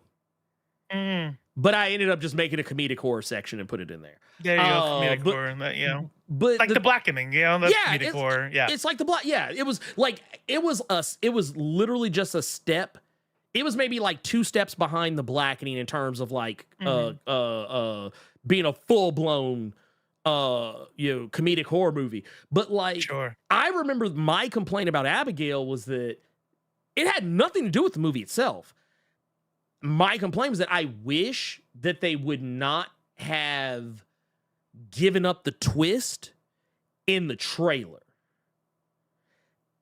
I felt like they did a pretty decent job of showcasing that the movie was going to be more of a comedy than a straight up horror movie. Like, it does have some straight up horror moments, but like in the trailer, that's one thing I will say. I was like, yeah, I could tell like off rip that this was not a serious movie by any stretch of the imagination. Right. But but it also depends on what trailers you saw, because I did know that there were some trailers that did kind of paint it more as a serious movie. Right. Just like somebody in Seattle Chaos said, Megan, right? It was like, I felt like Abigail and Megan were the same movie, except one was with a vampire and one was a robot, you know? Yeah. Oh, no. Yeah. Megan, yeah, no. Or as I like to affectionately call it, Maythregan. Mithrigan? Mithrigan. But no, and I like that movie too, but I also knew what it was, on its face. I was like, this is here, let me move this just so it'll not be so that it'll not be buried. Here we go. We're gonna put it. The first actually, All Hallows Eve, I think there's a movie before that. We were scrubbing that has a version of Art the Clown in it. Yes. I forget what it's called. Do you remember? You said it right. All Hallows Eve. That's what it's called. Right. But I'm saying I think there was another movie before All Hallows Eve. That's the only one that I know. also has them. I'll look it up later. But I think you're right, but All Hallows Eve is the only one I've seen. Like I've actually watched. I would still call Terrifier 1, 2, and 3 that, because All Hallows Eve was like a bunch of different monsters. It was an anthology. Like it wasn't his movie. Yeah. No, he just happened to be in it. He wasn't even like, right. I don't even think he was like the main thing. Popping off really. That's and I know they made like 2 or 3 more of those movies as well. So I don't even know if he's in those. But yeah, Hannah Crumb definitely 100%. 100%. Hannah Crumb said that most trailers are super spoiler heavy. That when Maneater and I are going through the movies and stuff, and we do a trailer, we'll do the trailer for like a couple minutes, not even, right? Just does it catch us? Does it look cool? Okay, stop it. This is gonna tell us too much shit. Yeah. What was the movie Elite X one where we found out like the dad was the bad guy? It was like some sort of like thriller. Yeah, Trapped. Yeah. I hated that trailer because I was like, dude, I was why? so fucking upset because I was like, damn, like you made me feel in the trailer how I could have felt in the theater. Right. And why the fuck would you tell me that? You gave it up for a cheap pop. You wanted that. Right. They were so desperate to have that trailer moment that they gave the whole game away. And it's like, and at that point, now I don't even want to watch it. But you know what? It made me. I will say this. I'm right there with you. It's out. I have not watched it. I'm not going to the theater to watch it. I'm gonna wait till it's on home video, and it'll be in the good place. But no. For me, when I saw, I was like, okay, so if you're that willing to give away this twist in the trailer, there has to be a bigger twist. And if I see this movie and there is no bigger twist, and I'm not saying it has to be a twist because it's M. Night Shyamalan. I'm just saying, like, you gave away the thing that's your hook, basically. Right. You got to have something else. else. Turns out the dad is actually the good guy. Right. Or like he's like, psych. It's like, we got you. The son was the bad guy. The whole time. Actually, you know what? There was a mom. There's a mom. Y'all didn't know about the mom. It's the mom. It's the mom. It's always the mom. It's always the mom. Yeah. But yeah, I don't like how trailers just give the whole game away. They're going out of their way to, and I get it. You're trying to put butts in seats, so you're trying to show people as much of the movie as possible to hook them. But for me, and once again, I'm not saying they have to make these tailored to me, but I feel like you would do better if there's a little air of mystery in that. And I know there's some people who kind of like to be spoiled going in, but I'm not one of them. I want to get it all like in that sitting. Right. And it's why, because, okay, so when Terrifier 2 came out, I did not see it in theaters like I initially wanted to. For whatever reason, I kept missing the show times, and time would get away from me, or I would forget. And I didn't get to see it till it was on home video. And I was so mad at myself. But I managed to not have the movie spoiled for me, because I think it took like a few months for it to hit video. Which one? What movie are you talking about? Terrifier 2. Terrifier 2. Yeah. It took a few months, I think, for it to hit video. By that time it hit video, I had still somehow managed that none of the movie was spoiled for me. Even the runtime of the movie, which I think that's probably if there's any one criticism of Terrifier 2 that I have, it's that. I think the movie's a little too long. I think like I feel like the movie, I feel like they could have maybe, I don't know. I feel like they could have I feel like there's a lot of things that could have been done that could have maybe serviced that movie a little bit better.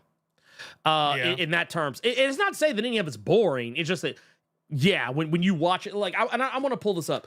I don't remember off the top of my head. But I want to say that movie is well over 2 hours.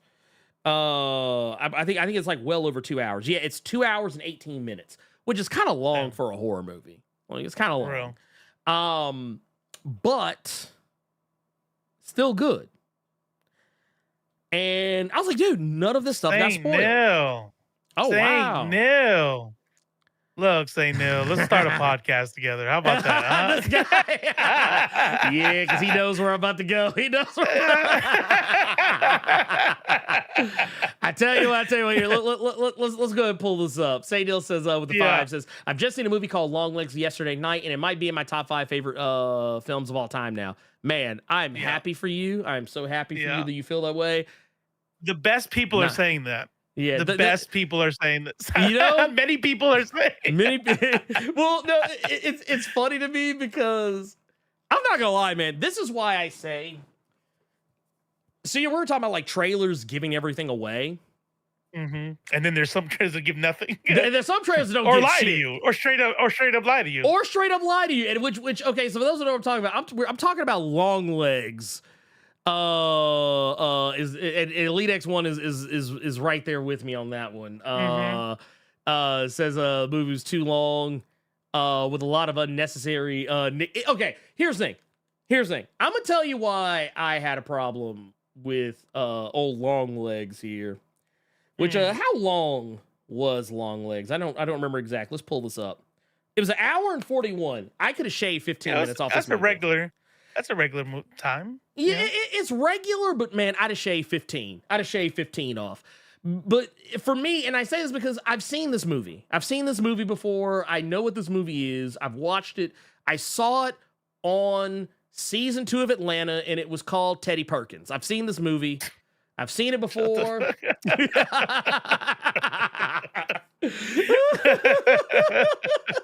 I've seen this movie. I've seen this movie before. It is called Teddy Perkins. But no, in all seriousness, here's the thing. I don't even think that Nick Cage is bad. I don't even think that Nick Cage is bad in this movie. But I feel like this movie played really fast and loose with its rules. And there were some things in it that happened or brought up that seemed to almost be completely forgotten about by the time you get to the end of the movie. There's stuff that almost seems to be like an afterthought by the time you get to the end. And like what? Tell me. Well, this is really a spoiler. At the very beginning when they're talking about the whole like I mean, technically it's explained away as to what it really is, but just like, I feel like you could have done better.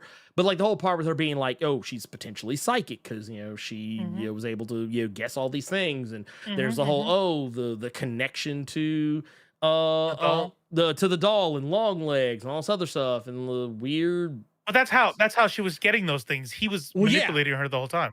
Yeah. Well, yeah, no. That part I get. But what I didn't like about it was once you like, I feel for one, the main character. Yeah. I couldn't vibe. I couldn't jive with her. I just couldn't jive with her. She was a little too cold. She was a little too, which I mean, I guess that's the point of her character. She's supposed to be a little cold. Are you saying she should have smiled more?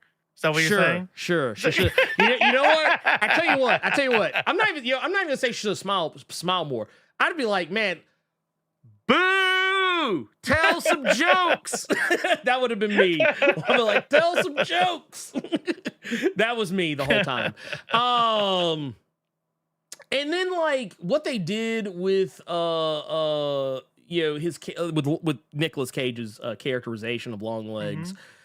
The devil. Yeah, I was just like. By the way, this one's been out for a minute too. It's you can't really talk around it. I'll be honest with you. Everybody kept saying, "Oh man, this is the scariest movie of the year. This is the scariest movie of the decade. Oh my God, is this?" I was like, "This movie is not scary. Like, it is not. This is not a horror movie. This is a thriller. This is a thriller by by almost the very definition." There are no, not to me, there are no like elements in it that just will make me go, yes, this is a straight up horror movie. I was like, this is a thriller. This is like a thriller that happens to have some supernatural elements in it. And I feel like people just really, they talk this movie up almost too much. Like, it was almost unavoidable. Like, I'm usually really good about avoiding hype, but even this, I was just like, damn, like, everybody? The scariest movie of the year. No, it's not. It's not. Or maybe y'all just a bunch of scaredy cats. I don't know.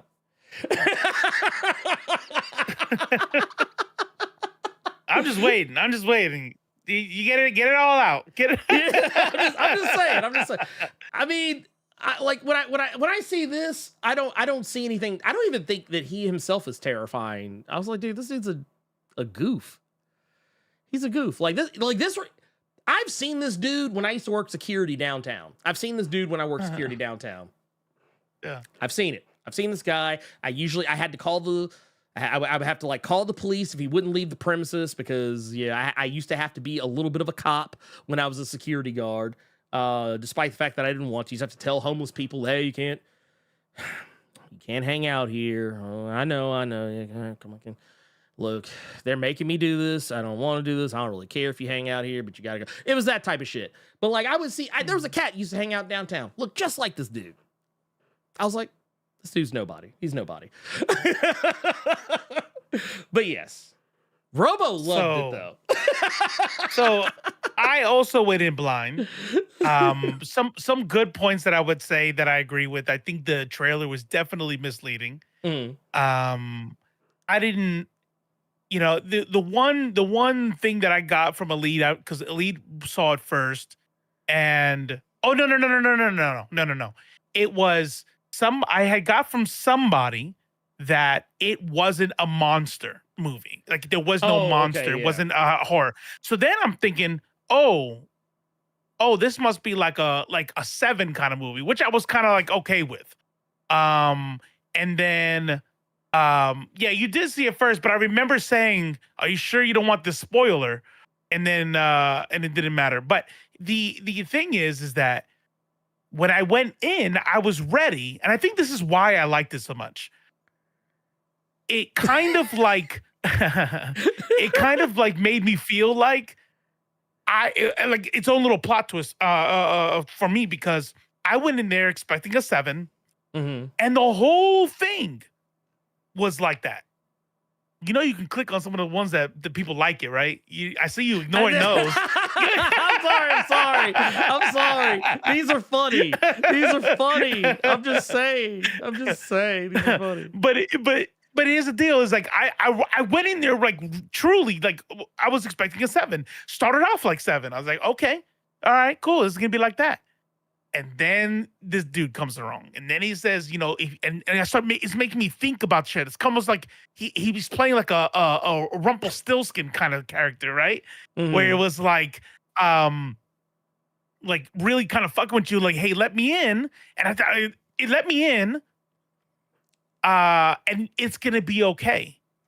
But if you push me, or if you tell me to go away, I'm gonna come back, and it's gonna be bad for you. And it's like, of course they're gonna say go away. Like, you're fucked. And if she had just let him in, like nobody would, they would never have gone through this. And then when you start realizing, oh shit, he's been playing it since the beginning. The psychic shit that you see from her is the fucking is the shit that he's been putting in her mind. Because they're all demon possessed. They're all demon possessed. So they all are possessed by the devil. They're all fucking working exactly how he wants. And then she fucking kills her mom. Oh. And he wins at the end anyway. He wins at the end anyway. And it's like, and like he didn't even have possessor. He's like, yep, I'm going to make you kill your mom, and I'm not going to even possess you to do it. And that's what kind of fucked me up. It created a devil, and this is the kind of shit I like. And I think it has to do with how Christian I grew up.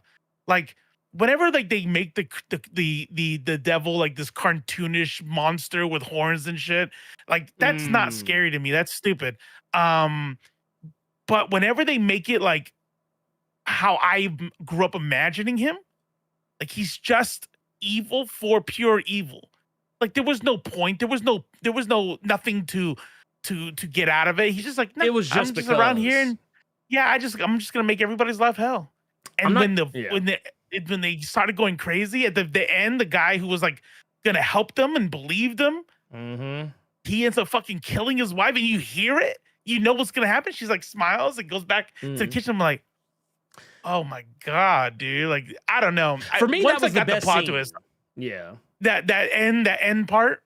That whole scene where like you realize what's going on with our partner and his family. That part I actually really like. Okay, everything from when old girl learns the truth to that scene I liked. And I was like, I wish the movie was more of this, because I'm gonna tell you why. It's because of this woman right here, Alicia Witt. Yeah.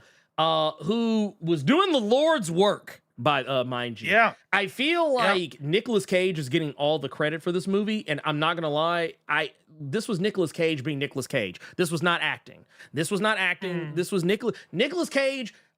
We've literally seen this is Nicolas Cage riffing. This is all it is. But Alicia Witt was acting her ass off, and she was the part of the movie I thought was the strongest, because when you first hear the conversation she's having with her daughter, I immediately thought to myself, something is not right. There's something going on with the mother, whether it's the old girl is hallucinating, the existence of her mother, or her mother is keenly aware of something that is going on. It was kind of obvious from the word go. I didn't know how it was going to play, but I knew there was something up. But once you get the actual reveal, I was like, okay. I was like, here we are. This is it. I was like, Alicia Witt, which, by the way, dude, kudos to the makeup department, because normally Alicia Witt is an S-tier white woman. But but they actually went back and they said, nope, we can't do that. You got to look a little off here, so we're gonna put you in some makeup. We're gonna have to make you look like go outside. You don't really brush your hair very often. You got to look like Carrie's mom from the movie Carrie. We have to do you like that. I apologize, but that's what we have to do because we got to sell the character. But I really liked how she, to me, she was the movie, not like man, I'm not gonna lie, dude, they could have left Nick Cage all the way the fuck up out this movie, and I think it actually would have been better. I definitely liked Nick Cage's performance. And you're right, he did his thing like he always does with his screaming and his singing and stuff. But that really added it to me. That added it for me. You know what I'm saying? Yeah. It kind of just went with the whole deal. Like yes, we've seen it before. Yes, we saw it in Wicker Man. You know what I mean? We saw it in Face Off. We saw it, but here we saw it, and it just made it creepier for me. It just I don't know, when he smashed his face into the table. That shit was wild. That shit was wild. I'm gonna tell you what killed it for me, because it's this what Deck It Out just said. It was Nick Cage just wandering around, and they kept the camera rolling. That's what it felt like to me. Like the scene in the gas, or I guess, was it a gas station? Whatever it was, where he goes to the gas station. He's talked to the little girl. She's a teenager. The teenager behind the counter. That scene, I was like, now you've made me think this guy just totally not serious. Like that scene did not help the movie to me. Like, and then when he's driving away and he's like singing at the top of his lungs, I'm just like, yeah, y'all like it's shit like this y'all could have left out. Also, yeah, that worked for me. I like that. What's the? It was creepy to me. Well, I mean, it was creepy, but it was just like nothing came of it. Like it was just like it was just there. Like to me, I'm just looking. I'm just like, I was like, okay, so this dude's just a fucking weirdo. Okay. But then like it was the what was the girl, the little girl that grew up and was in the mental, that part, I was like, she was a part of it. She was a part of it. She had to give the message to keep the thing rolling, and then she died anyway. Yeah, well, that's kind of my thing. Like she was dead. She was a dead woman walking anyway. That shit was wild. It was just like I was like, I don't know. I feel like I forget the name of the director. But he did another movie that I really liked, Gretel and Hansel. And I was like, you know what? I was like, after I watched Longlegs, I cut it off and went and watched that. And I was like, this would have, like, I was, because that's kind of the thing, you know, when you look at what, you know, someone's overall body of work, you know what they're capable of. I see something like Gretel and Hansel, and I think, oh yeah, okay, this guy, he can do creepy. He can, you know, really sell it. But like, it was only really in that one character, and the whole, like, so, and every time, you know, every time Nicolas Cage was on the camera, I couldn't get this picture out of my mind. Like I could not get Teddy Perkins out of my mind. I was like, I can't take this guy seriously. I can't take him seriously. Nick Cage is not like Colin Farrell, who's okay. So here's the thing, and that's where I think that also kind of hurt the movie too. It's like you have Nicolas Cage. Nicolas Cage has one mode. He's got one mode. Yeah. Weird. Yeah. That's what he does. But I mean, that's valid, right? I mean, you feel how you feel, but you know, me, Maneater, Saint Nil here, and somebody else, there's a couple of people that you refuse to click their comments on because you're abusing your power. You don't want to see them. You're closing your eyes. No, I'm playing. It's like the no, but it's fine. Yeah, I mean, I get it. You know what somebody told me? Was that one day? And you not liking this movie because I was waiting for you to finish it. I'm like, nah, he's gonna like it, and then you didn't, right? Then you not liking it didn't hurt as bad as I don't know. You know, in the IFS, you know Ainsley. She doesn't ever come in the Discord. So you don't know. Okay, Ainsley. So straight up said, Hereditary bored the fuck out of her. Wow. That hurt way more than you not liking this movie. I was like, I got questions. No. I actually have some questions about that. Like we're gonna have to schedule a call so we can have a little come to Jesus with Ainsley on this one, because I'm sorry, but Ainsley is wrong. And but she reminds me of you. Like once you've like made a decision. Oh, yeah, that's it. You ain't moving. You ain't moving. I swear, chat. I swear, I don't know this for sure, but I'd be willing to bet Blerd be off camera. Now he was right, but I ain't gonna say that online. I'm gonna say that. Nah. Well, no. I'm gonna tell you what'll happen. I would tell you what would happen is if I change my mind, I would come back and say it. I would come back. I would actually. Yeah, come back I know and say you it. have before. Yeah. Oh yeah. No, I would say like if I change my. But here's the thing though. It's difficult for me to change my mind on certain things. Like case in point, I'll revisit Longlegs a little later in the year once like no one is talking about it anymore. And I'll probably have a different opinion. Like I might, especially upon a second watch, where I might be paying more attention to, or I won't say pay more attention, but like I've seen the movie enough that I can kind of let my eyes wander a little bit and maybe kind of fall more into the cinematography and the. I mean, because there's some stuff that Reed's brought up that I didn't even know. Apparently, there's like shadows and figures of the devil all through the movie since the very beginning, but you're not looking for it in the beginning because you didn't know it was going to be that kind of movie. So I kind of want to watch it again for that kind of stuff too, though. Yeah, 100%. I might like it better. I might like it better on a second watch. That said, like, and I want to make sure I don't want people to think I'm some kind of like horror movie snob. I'm not. I tell people this all the time. You would be very surprised to learn what some of my favorite horror movies are. Some of my favorite horror movies are dumb, and I recognize they are dumb. I never tell anyone that they are like the greatest thing on earth that's ever happened to the history of man, but I will definitely say I enjoy them. Right. That's what matters. Matter of fact, here's a trilogy of films. A trilogy of films. I will admit to you, though. Night of the Demon thing as well. Yeah, Night of the Demons.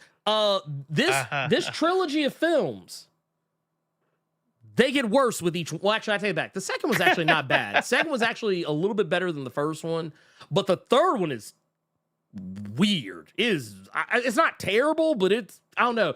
It's a movie that didn't age well. I'll put it like that. It's one of those movies that like you can tell that it was made in the decade that it was made because certain words are so regularly used that people would look at you sideways for saying them in 2024.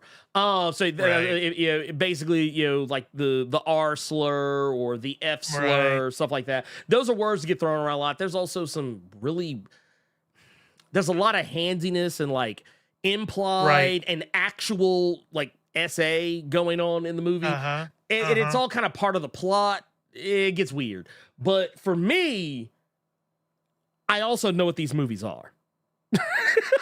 Right, exactly. Like I know what they are. Like they're not meant to be taken seriously. And they're not meant. You say that a lot, and I think that's important. Yes. It's important. Like that's one thing that I noticed that you say a lot is where you're like, well, I understood what it was. Or like if somebody said they don't like it, like, well, I understood what it was. And you say that a lot. And I think that is important. I think once you have an expectation that isn't met, and you go in there, even if it is otherwise a good movie, if your expectation is not met, that is disappointing. It is. Oh, yeah. And so that's how I feel a lot of people.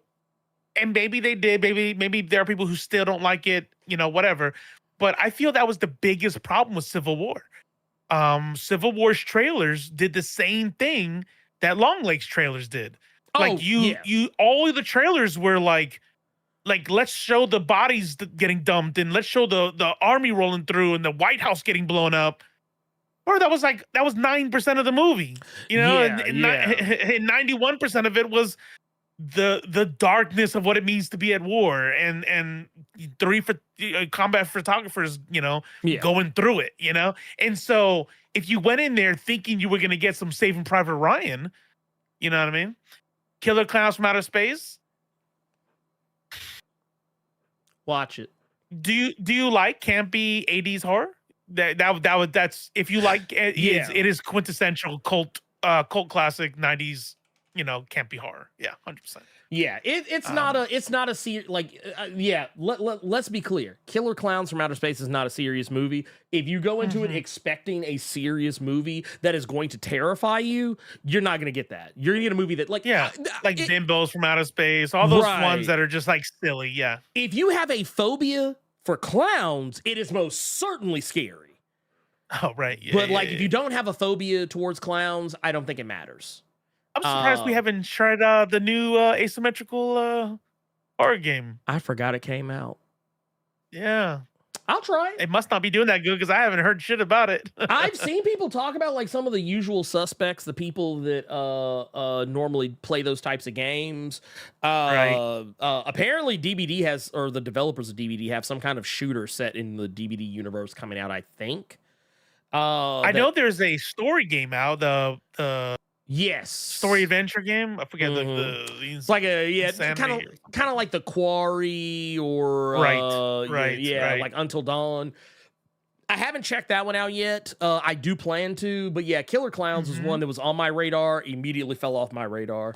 But I will definitely say, we stopped playing asymmetrical horror games anyways. So. Well, because people we're all about that extraction life. Yeah, it's extraction or bust now, baby. Yeah. But no, but to kind of touch on the point you were talking about with Civil War, that's an example of a movie that I did not like at first. I remember. Also broke my heart a little bit. I actually kind of fucking hated it. But once I went back and rewatched it, and like I said, I'll probably do the same thing with Longlegs. But when I went back and watched it again, kind of want to give it another chance, try and be more fair. Because like I said, like Robo said, the way the movie was marketed, it felt like it was going to be one thing, and it ultimately ended up being something else. 100%. Yep. And it's not that the thing that it became, or what it actually was bad.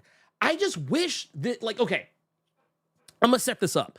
That scene in Civil War they play in all the trailers with I think it's Jesse Plemons that's in that scene where he's holding the journalist up and the guy's like he's like hey he's like where are you guys from? And the guy says we're from America.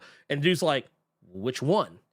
I was like, dude, okay. I was like, this is gonna be so lit. Ooh, I was like, ooh, they're gonna be going in. They're gonna be going in. And I was like, then you get to the movie, it's like, oh yeah, we're just a bunch of war photographers, and we're just we're just going on a road trip. Yeah. Look, we all have PTSD, and it's really hard to handle. Look, the only thing that would have made that movie like even just more like a fuck you to anyone who came into it thinking it was the other thing. Have what was it? Was it Kirsten Dunst? Have her just turn around, look at the camera, and be like, "War never changes." Like if she would have done that, I'd be like, "All right, pick it out." Did it say that right there? I'm like, "All right, fuck me then." I guess, yeah, that's what this is. But no, to me, when Crumb, exactly. Dead by Daylight. It's called asymmetrical because usually it's like a 4v1 or a 6v2 or something like that. Now it's like 2v8.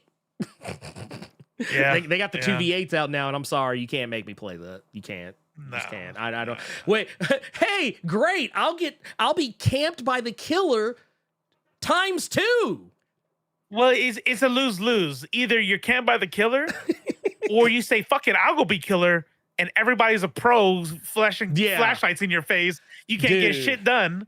That's actually what I hated about. That's actually one thing I grew to hate about DBD was because I felt that I didn't think I was like a S tier survivor, but I felt I was. I would give, if I had to give myself a letter grade of survivor, I would give myself at the very least a B-.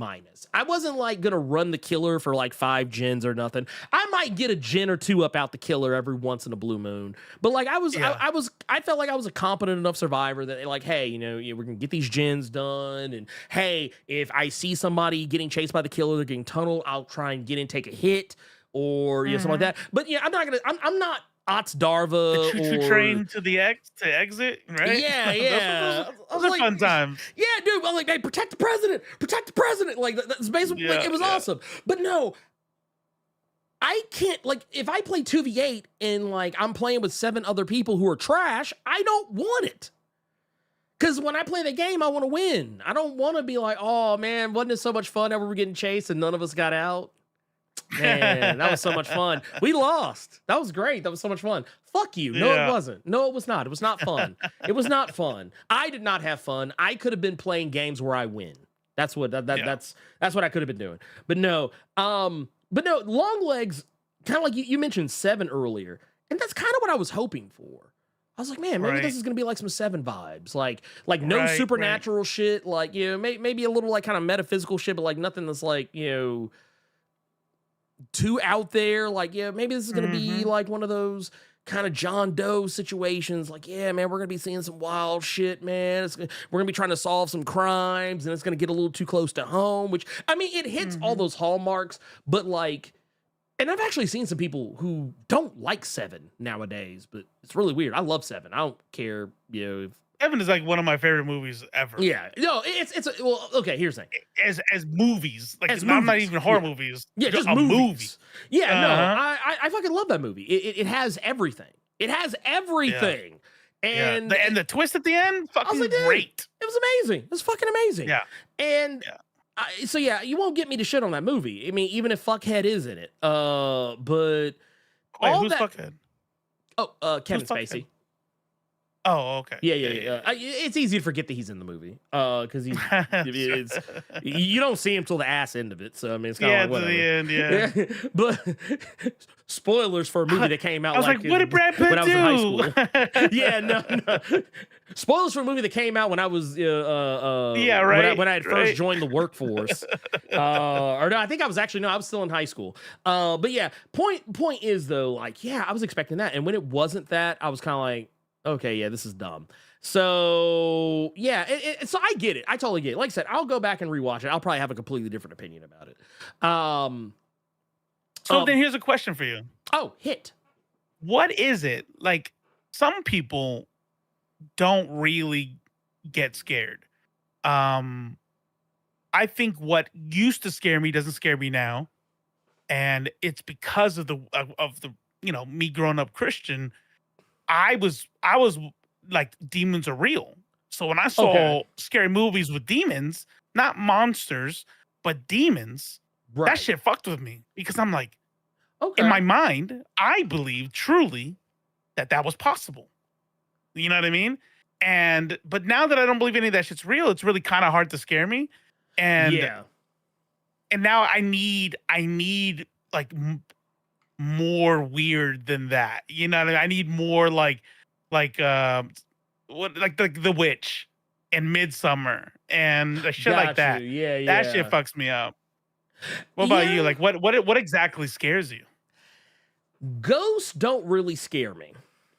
Mm-hmm. And I think it's largely because most ghost movies, the ghost isn't really the bad guy. Let me see if I can do that. Yeah. Usually. The ghost. Yeah. The ghost usually isn't the bad guy. It's always like some misunderstood or something. Yeah. It's like, oh, the ghost is actually not the bad guy. It's actually something else. And da. Oh, there's man was the real monster. It's one of those situations. It's oh, man is the real monster here. Demons is another story, because it's weird how my brain works. I don't really believe in ghosts as much, but I do believe in demonology, which is kind of a strange thing. Like I'm it's not that I believe, I'm more likely to believe it as opposed to not believe it, I guess is probably a better way to put it. But demons, because like with a demon, it's like, well, what the fuck are you gonna do to a demon? In most of the movies where it's a demon, the rules are different. What are you gonna do? You're gonna banish it? Oh, well, it's a demon. You can't kill it. It ain't gonna die.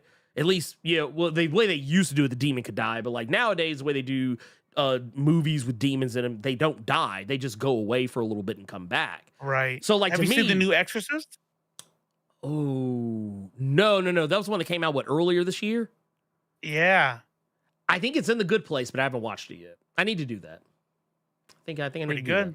Is it? Okay. All right, there you go. Yeah, that settles it. So I'll check that out. Well, does it though? Because it might be another Longlegs. I don't know. I mean, hey, but here's the thing though. You tell me. Here's the thing though. So for me, I know, like, to First Omen. First Omen. That's what I meant. Yeah. Oh, the First Omen. There. Okay. Yeah. Okay. The First Omen. Yes. Okay. I haven't seen that either, but it is in the good place. We're gonna watch that later. But so for me, because, well, yeah, Longlegs aside, Robo and I tend to like a lot of the same ones. Yeah. You tell me you like it, I'll be like, okay, I'm gonna check it. I'm gonna get it. But I think that's why it hurts so much when we don't. Oh yeah. Because I always feel like wait, hey, this horror movie, yup, Terrifier, roll, everything, da. Then I'm like, Longlegs, ooh, and then you're like, garbage. I'm like, well, let me ask this, because I can't remember if I asked y'all this, because y'all watched Terrified. I loved it. Okay. That one would have broke. And That one Evil, would have broke my heart.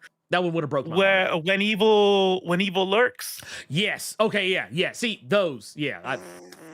Ooh man. Good. So good, man. Dude. When evil lurks. I'm not gonna lie. That one is for the same reason as I was talking about earlier with demons are the bad guys. That terrifies me.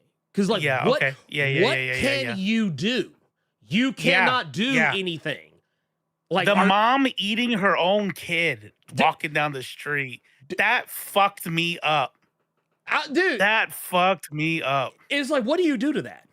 How do you respond to that? Like, no, I need, and just to make it clear, I don't need, it doesn't have to be a bloodthirsty affair for me to be scared either, but it helps. Right. It helps. Right.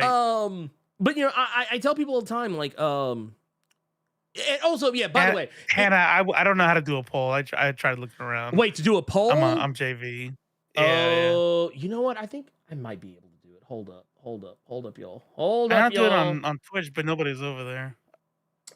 Give me un momento, por favor. I don't even remember what the I don't even remember what the polls asked about. Something about favorite scary movie or something. Maybe? Oh, favorite scary. Okay, here. Let's see some. Can I make this? A thing? Could this be a thing? Eric Carter. It's called When Evil Lurks. Yes. It's a Argentinian horror movie. Yes. So you have to have captions on. By the way, I'm glad I said that. The platform, I tried to do the auto thing in the good place where it puts the captions on. It won't. None of the captions will work. Oh, what, for the platform? And I don't know Spanish good enough. I'll fix it. Yeah, all right. I'll fix it. I can find them. I thought that one came with them, but I don't know.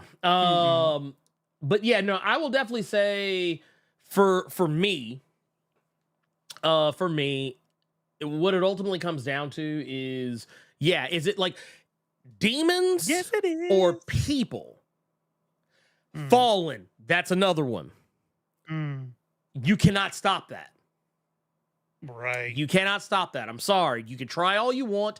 You cannot stop it. All you can do is and I think that's actually another reason why going back to Night of the Demons. One of the reasons I like Night of the Demons so much is because none of the kids in that movie, I mean, with the exception of 2 people, none of them make it. And it's not because they killed the demon. It's because they survived the night. Like, you had to fight for your life to survive. But yeah, if it's demons or people, like when I joked about, man, there's a real monster. Yeah, shit like The Strangers, or what was that movie? Hush. Where the woman is she's hearing impaired, and oh yeah. Or no. And then the house robbers come in the house. Yes. Yeah. And it's one of those things where they kind of do the same thing that The Strangers does. There's in The Strangers, the whole tagline was because you were home. Right. Like they're like, oh, why are you doing this? Oh, it's because you were home. There's no real reason. Exactly. Somebody said in the chat earlier when we were talking about Longlegs and just evil for evil's sake. Yeah, I'm evil. That's why. Yeah. Hush has the same thing. Like, there's a part where the girl, it's not really a spoiler, but there's a part in the movie where the girl's like, hey, I haven't seen your face. I don't know who you are. If you just leave me alone, I will not call the cops. Like, I just want to live. Please don't hurt me. And the dude looks at her, takes off his mask, and just stares at her. Yeah. And I was like, dude, that is terrifying to me because at that point, you are talking about a person who cannot be reasoned with. They cannot be bartered with. They're basically a fucking Terminator. Right. And they just want to kill you. And that's, which, to be fair, I know earlier I said, in regards to Longlegs, he was just doing shit. I mean, that was kind of a similar setup. He was just doing shit. It just, for whatever reason, just didn't work for me. But in those cases, like with Hush, And yeah, with the strangers, I haven't watched the newest one. I need to watch that one to see how that plays out. But the newest one, I know Maneater didn't like it. Oh, yeah, and she loves the strangers. That she was super excited to go. Did she like the second one? Upset. I think she liked both of them. She liked both of them. This new one though, yeah, she was like, she came back super disappointed. Yeah, at least here it was trash juice. Yeah, A Violent Nature. Now I know most of y'all already heard me rant about this, but fuck that movie. Ooh. I hate that movie. That was so much. The walking simulator. Yeah, okay, yeah, that's no, I'm good. Yeah, I'm good on that. I'm good on that. If y'all thought Nick Cage was just roaming around, this motherfucker was just roaming around. I was just like, it's like he's just doing shit. You know what? I bet you could actually make that a dope ass you could probably make it a fan edit. Oh, for real? Make it I bet you I can do that. I bet you I can bring it, do a fan edit, and it might actually be pretty good. I would just cut out the 25 minutes of stalking people and running around. Yeah, I'm good on because that. the kills are dope. He is a zombie. He's undead, and like, okay, this is cool, but like, I felt like 70% of the movie, I was just waiting for him to get to the next victim. It was see, I don't want that. I don't want that. I'm good. Yeah. Y'all keep that. Y'all keep that. I released the left cut. The left cut. Wait, see, no, what you got to do is artist Gary Bell just said it. The Void. I don't know if you've seen that one. What is it? The Void. It is an eldritch horror style movie. It was actually it was a crowdfunded movie. I think they put it on Indiegogo or Kickstarter or something. It's a low budget horror movie, but it has to do with this estranged couple. It's a cop and I think like she's like a nurse or a doctor or something, and this cult surrounds the hospital where they're at, and they're trying to get in. And like, these people, they're in these robes. They have like these symbols on their hoods or masks or whatever, and all this crazy. They made it a game too. Yeah, it's wild. It's wild. Oh yeah, I'm seeing the dude, the cult with the triangle little holes in there. It's really. I will say this: if you don't like eldritch horror, I can easily see where it might. You might just be kind of like, eh? No, I think it's dope. I think it's what's up. Because you know what, the way you're describing it, and I'm mad that I forgot it. The Mist. Yes, sir. Yes, sir. Man. Yes, sir. Yes, sir.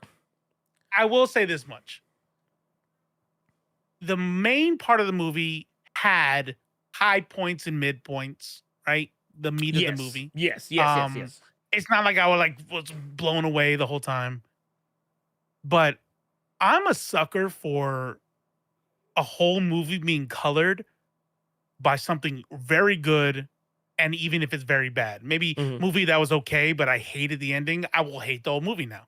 The Mist had such a fucked ending that it will burn permanently into my memory forever. And that is some shit right there. Oh no, that's no, like the Mist, it's a super downer. It's a super downer. But I love the movie. I love the movie, ending and all. Because it's such a man, if only just seconds. The difference 2 or 3 seconds can make. And he was your own son. I was like, bruh. It's like, why? And he has no bullets left, and he's just screaming. I would have thrown myself in front of the tank. Like, you had to run me over. Fuck that shit. I would have dived. I would have dove under the tank treads. It would have been over. Yeah, I'm not sticking around. No fucking way. No. No fucking way. I will say though, like my wife Cynthia, she did not care for The Void. At least she didn't seem like she did. But like once I kind of explained to her like that it was a crowdfunded movie, her mind kind of softened on it, because I think when she watched it, she was on the impression this was like some studio movie. But I was like, no, this is a crowdfunded movie. This movie, I don't even think it cost like over $100,000. But like I was like, that's why it's kind of like low rent looking. But It looks dope because I mean, there's a still here that reminds me of Event Horizon. Where the dude has holes in his face. He goes, "Where we're going, you won't need eyes to see." Yeah. That's pretty dope. It's Makes me good. want to watch the movie. Dude, I'm telling you, I like it a lot. I like The Void a lot. It's actually like when I think Is it like in the same genre of like Hellraisers? Or Event Horizon? Well, I tell you what, I would say probably closer to Event Horizon, just in the sense that people are saying fucked up shit. But like yeah, you see this cult right here, and it's like you just see a bunch of these. Like honestly, this is even more terrifying to me because like I was like, this may as well be the Klan. But right. But no, just the fact that this cult is literally just sitting outside this hospital chilling, and the thing is, at some points they could come in whenever they wanted to, so they're fucking with you. Right, they're fucking with you. And there's nothing you can do about it. Like, you think there's something you can do. And that's the thing. Yeah, movies where it's like, man, there's no winning. Those are the types of movies I love. Like those are the movies that I won't say I love, but the movies that get to me is that I'll see something like that and be like, ugh, yeah. I was like, nah, man, we can't get out of this. We're dead. We're dead. We're dead. We're not getting out of this one, pimp. This is a wrap. This is 100% a wrap. No, it's cosmic horror like all the way through and through. And truth be told, I tell you, okay, you know what? Ooh, man, I almost don't want to say anything because technically, if I say the name, it kind of gives it the whole game away. Oh, for The Void? No. For there's another movie that I really really liked, and this kind of played on my this kind of played on some of my natural fears because we were talking about being underwater. I actually have a legit fear of being not like in a pool, but I mean like being like if I was like let's say deep ocean shit. Yeah, like let's say for instance like I was on a cruise ship, it sank, and like I'm just floating in the middle of the ocean out in the middle of nowhere. I'm not gonna lie, I would hyperventilate and die because let me give you a what if. How about a cruise ship that's being totally fucking normal and has like a water park thing with slides that go off and it goes into the ocean? No, I'm good. Fuck that. No, I'm good. Fuck I'm good. that. I see that shit. They're like, what do you mean? Where does the slide go? Oh, it just drops you off in the ocean. You just swim back around to the dock part. I'm like, no, nope. Nope. Fuck you. Nope. There's no fucking way. Wait. Y'all, like 7 miles of ocean and creatures under me? Hell fuck no. And that's also kind of one of the other things for me is that like it's why the movie Underwater. It's the reason why the movie Underwater is so effective to me. Because it puts you in that prime position that terrifies me. And it's that, oh shit, these motherfuckers aren't just underwater, they're at the fucking bottom of the ocean. It's the reason why, what was that movie, 47 Meters Down? That movie, well, I don't think it's so much scary, it's uncomfortable because the whole time I'm like, ooh, you're all the way down there, and it's like you can't just swim back up. You can't just swim back up because, well, for one, your oxygen tank. Yeah, you're gonna get the bends. And I was like, dude, so if you swim too fast, you're fucked. And if you don't swim up fast enough, you're fucked because you got fucking sharks on your ass. Can't breathe. Yeah, you can't breathe. It's like, oh my god. I was like, no, it's just too fucking like movies like that to me are just stressful. They're not scary. They're just stressful. I'm just like, ooh. But no, like Underwater, I really liked. I liked that one a lot, and I actually highly recommend it if you've never. It came out during the pandemic. Which was you know what's funny? I haven't even heard of it. That's wild. You know why? It was Underwater. Okay, so I'm pulling this back up. Underwater has the distinction of being the last movie that was put out by Fox before they got bought by Disney.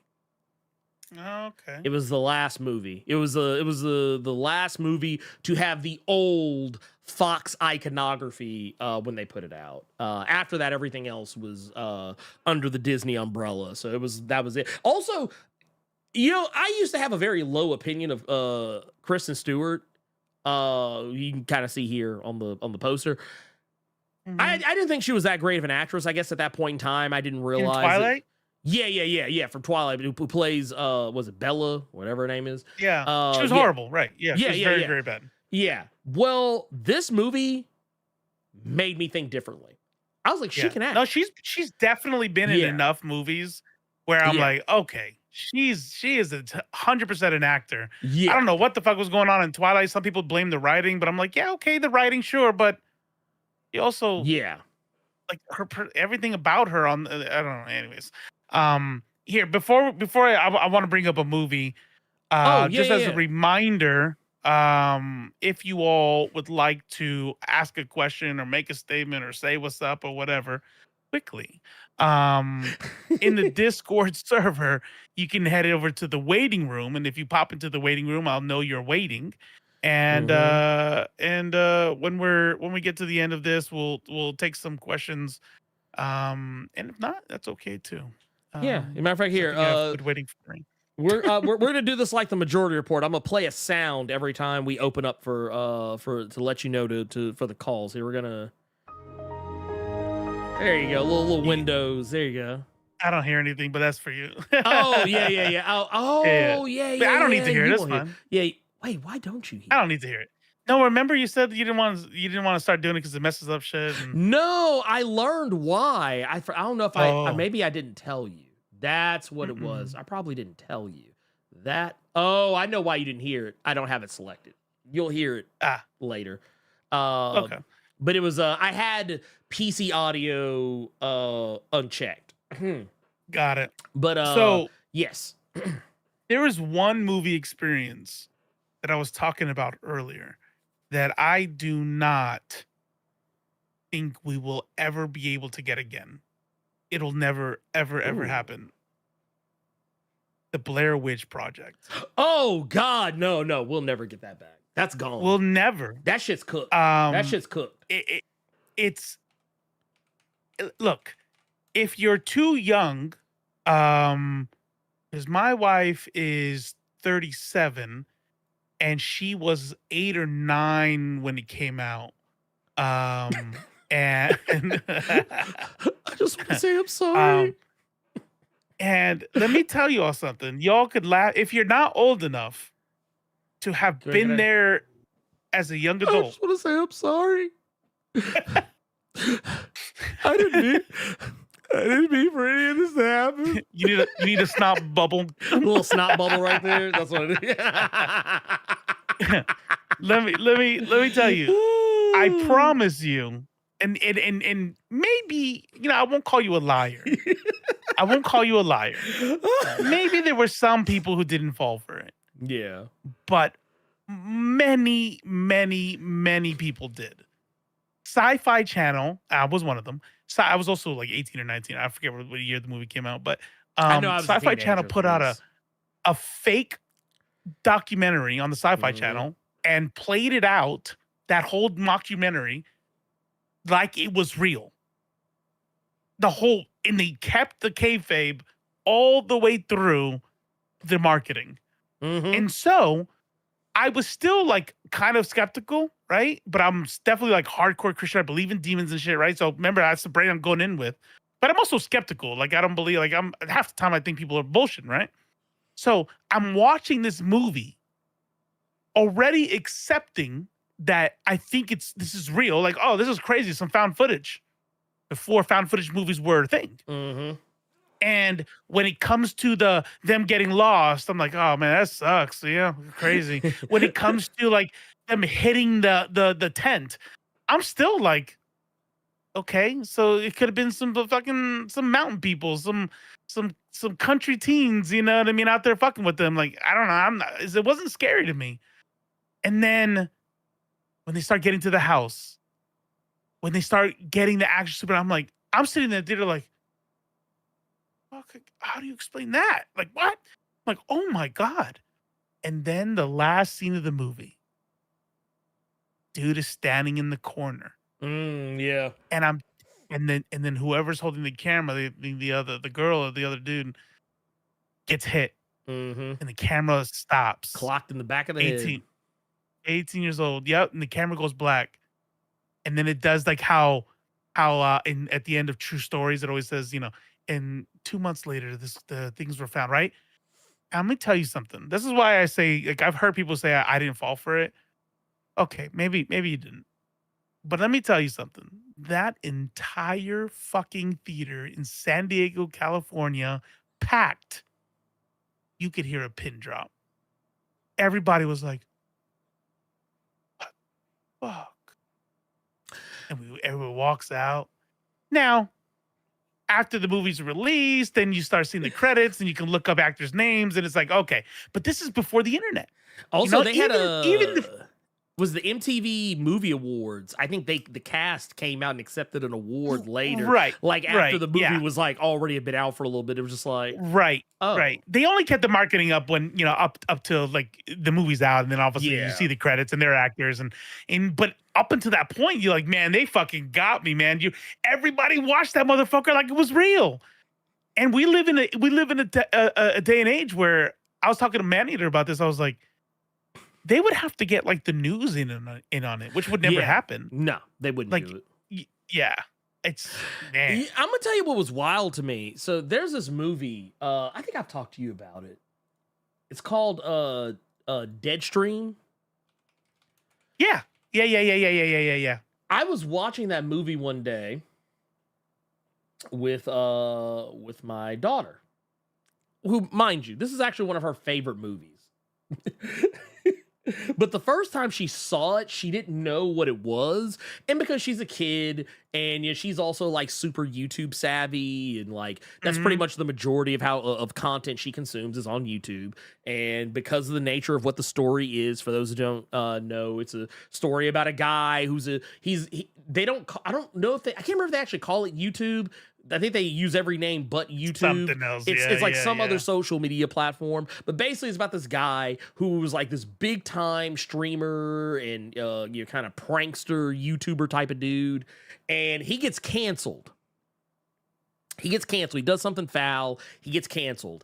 And then he tries to mount a comeback, and he decides he's going to make his comeback by going into a house that is supposedly incredibly haunted, and he's going to spend one night alone in the house.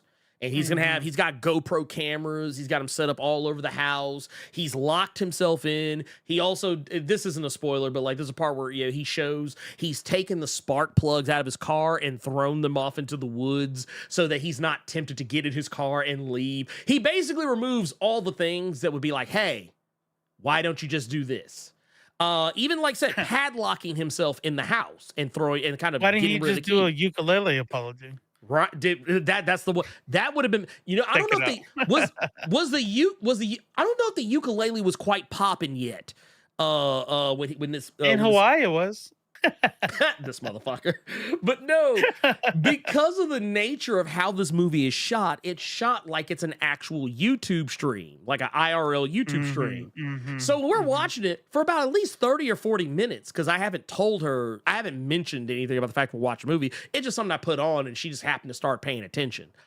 And she thought it was a real stream. She thought it was a real stream at first, but Grant, she's a kid. She's a kid. She was like, I thought this was real. And I was like, no, honey. That's cute. I was like, no, honey. I was like, it's not real. Once she realized what real, she was even more into it, which is even crazier. But you can't get away with shit like that. Because even the new, or not the newest, but when they tried to do Blair Witch 2, when they went and did Blair Witch 2, they were like, okay, we can't recapture this magic in a bottle, so we're not even gonna try to do a sequel to the first movie. We're just gonna make a sequel that don't have shit to do with the characters from the original movie. We're gonna make a sequel about people who believe the Blair Witch is real. That the events of the movie are they real. did that thing where they did that thing that I know a lot of people do. They did it with Blood and Honey too, the Winnie the Pooh movie, where the first one was a movie. and then the second part is a movie in that world. They watched the Blair Witch Project. Yes. Yeah.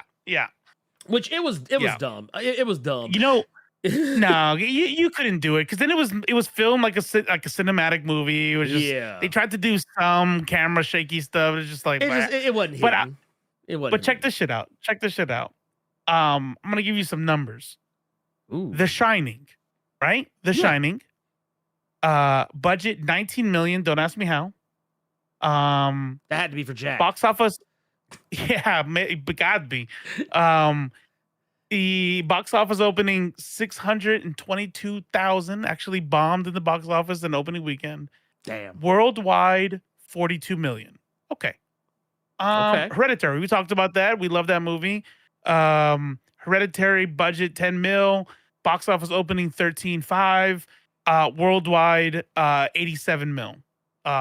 Closer to 88 mil. Right. So these are some numbers. Yeah. The Blair Witch Project. Budget 60,000. Mm-hmm. Box office opening 1,500,000. Worldwide to date $248 million, 639,000. 248 million. I'm telling you. The Blair Witch Project, a lot of people talk shit about it. People make fun of the Booker thing. Like it was in Scary Movie. You know what I mean? Like I get it. But that movie is a cultural phenomenon that I'm like, man, you know, it was the end game of horror movies. Like, we'll never get it back. We'll never get it again. You can't. It's been done. It's been done. And I feel like there's quite a few horror movies too that have kind of done that. Like they've implemented something that you could kind of like, okay, The Sixth Sense. The Sixth Sense is another example. Mm-hmm. And some now everybody's like, I bet you he's dead. Yeah. That's like the thing everybody get like, and really even just for M. Night Shyamalan for his entire career. Once people realize, his thing is, it was a twist. Everybody started expecting twist in his movies. Mm-hmm. And while technically, yes, that's how he writes. But sometimes I feel like people are like, they're trying to get that. I think that's actually, it's not to say that M. Night Shyamalan has not made some bad movies since The Sixth Sense, but it's to say that I feel like some of the onus is on the audience because they're going into it expecting that mind fuck that they got from The Sixth Sense. And you're just, I'm sorry, you can't get that back. You cannot. That was lightning in a bottle. Yeah, some other movies have done something similar. But the thing is, like, even then, in a lot of those cases, I feel like you might see it coming before it actually happens. Right. But yeah, that's why you end up getting shit like Lady in the Water or God, what was the other? The Village or some shit like that. It's like, The Village, the Others. Remember the Others? Oh yeah. Oh no, that was another one. Nicole Kidman and her kids. Yeah, that was another one. I'm not gonna lie. Yeah, it got me. It got me twice. I got by The Sixth Sense, and then I got again. Same plot twist with the others. Same. I was like, she's dead. I'm like, what the fuck? Didn't those movies come out really close to each other? Oh, did they? Let me see. Yeah, I think. I mean, I might be wrong. I'm open to being wrong here, but when did the others come out? That was like 19. Was that two? Hold on, wait. Okay, now that had to be like 2000. The Others is 2001. 2001. Okay, and when was The Sixth Sense? That was like, that had to be like 2000 or like 19. Sixth Sense is 1999. So yeah, okay, so 2 years apart. So yeah. That was So, those movies they weren't that far apart. And I'm willing to gamble. I'm willing to gamble that because of how close they were, there probably wasn't any like, oh, hey, let's copy this formula. Because I'll be honest with you. Yeah, because they're being in production like around the same time. Exactly. Like by the time people were finally seeing The Sixth Sense, the Others was probably already being shot, probably already being edited. So, and even if not, 100% being written. You know what I mean? Like there's no way. Wait a minute. Wait a minute. It's me. I'm the one. He's like, I'm the one. I like the village. I did. And unlike Blerd that called it with his friend who's no longer with us. Yeah. He called it in the theater. In the theater. Like right there at the beginning. I didn't. I was like, as a matter of fact, I think usually I go into these movies and I don't even know who the fuck makes them. So I'm not even like, oh, it's an M9 movie. I'm like, some movie called The Village and, somebody wants to see. And I went to go watch it and I was like, oh, jumped over the fence. I was like, dang. But you know what happened? I actually was upset by that twist. Really? Yeah, I was actually upset. I was like, I wanted to find out where the monsters came from. Well, no, yeah, no, same. I was actually mad. Well, I was patting myself on the back for being able to guess it, but at the same time, I was still a little bit angry because I don't know. I was like, this is now it's silly. Yeah, I was like, it's silly. I was like, and then you start asking yourself too many questions. You know what I mean? Like they tried to say they prevented airplanes from going over there. Yeah. Like you mean that a permanent no-fly zone just for this village, this fake, come on. Yeah, no, bullshit. Yeah. Shrooms. Yeah. I'll give you shrooms. I like shrooms. That one was I might need to go back and rewatch it. It's been a while, but I remember the first time I saw it, I was like, ooh. Interesting. Yeah, that's all I got. Yeah. Who's in the waiting room? Oh, here, right. Before we do that though, let's hit some of these super Capture. chats. We got some super chats I want to hit before we move any further because they've been in here for a while. Let's go ahead and hit those real quick. We'll run through them. I promise. I'm lying. We got Levester the Samurai. Ooh, man, Hidden says, so the 300th episode of The Cave is going to be the musical episode, according to my knowledge of sitcoms. That's a sign that you're big time, dog. Look, wait, okay, so Carter has to be 100% on board for this. I've already decided that he is 100% on board for this. If we could do Once More with Feeling, the Blerd Cave edition, I think it would be big. And you know, I tell you what, I'll play the part of Sweet, the musical demon. Who, by the way, did you ever watch that? I can't remember if I ever asked you. Did you ever watch Buffy? Did you ever watch Buffy the Vampire Slayer, the TV show? No. Okay, so that's the thing that's kind of funny about that episode. They never actually tell you the demon's name. The demon never really actually says his name in the show, but I learned it because I think it's actually brought up in the credits. But and I also had the monster manual for the Buffy the Vampire Slayer RPG, for the tabletop RPG, so it's in there. But it was one of those things like, oh, you have to read the manual to learn who this motherfucker is. But no, like that would be awesome. I would totally do that. That would be amazing. I would totally do that. Yeah, we're not gonna do a Hush special though. There's no Hush special because then what would be the point? There will be no episode where nobody talks. That'll never happen. But yes, thank you for that. Oh wow! By the way, that's a special one here. Hold on. I was waiting. I was like, I wasn't gonna let you forget. Oh, he's like, no, I'm not gonna let you out of here with this. Well, is this like Adventures in Babysitting? Can't nobody leave here without singing the blues. Oh, but no. Thank you for that. 1999. Super chat. Let's see. We got Sick Fang Architect of Sin in here with the 999. Says I got 96 people and 48 likes. Don't make me tap that sign. Yeah, look, I'm gonna be real with y'all. Please don't make us have to. It's gonna be bad. We have also got Saint Neil with the 5. Says I've just seen a movie called Longlegs. This is one we saw. We actually got that one earlier. No, you can read it out. You just read it out. Oh, okay. I'll read it again. Look at him. I'll read it again. So I've just seen a movie called Longlegs yesterday night, and it might be in my top 5 favorite films of all time now. Oh wow, Where have I heard that Yeah. before? And then we got Saint Neil again with the 5, says the marketing of Longlegs feels a lot like analog horror. There is also the ARG that was made in promotion as well. So that, like I said, I think the marketing for the movie was clever because it got butts in seats. I'm not going to discredit the marketing and say that it wasn't effective. It was definitely effective. I just feel like you would have gotten more. But you can't lie to people. Yeah, you can't lie to people. Like, Nah. you can't, like, man. Ooh, ooh. You know what it reminded me of? It reminded me of when I saw the first, not the first.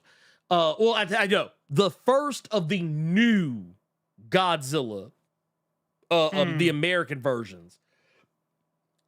Bryan Cranston's face is all over the marketing for that movie. That motherfucker don't make it past minute 15. It's like, bro, like, what are we doing here? Y'all lied to me. You lied to me. You had me thinking I was going to see Walter White in this motherfucker. Godzilla versus Walter White, but no, can't have nice things. Yeah, just like Samuel Jackson in Deep Blue Sea. Yeah, it's like, oh yeah, he the star. He the star. They go, yeah. Chomp. By the way, I don't know if I said this on here. Did you know that they have made 2 sequels to that movie now? Which one? Deep Blue Sea. Called what? Deep Blue Sea 1 and 2? 2 and 3, I mean? 2 and 3. Yeah. Never heard of it. So the second one's trash. Straight to VHS. I think the second one did have a limited run in theaters, I think. But the third one, I think, went straight to video. But the third one is actually kind of good. Like, it's cheesy. It's cheesy because it's kind of playing on the silliness of the first movie. Like some of the silly, like fucking Martinez Mac caught it. Yeah, straight to VHS, not straight to. I was waiting to you went straight with it. Oh, okay. Well, you know what's funny too, because in the back of my head, I was thinking about because they released a trailer for the new VHS.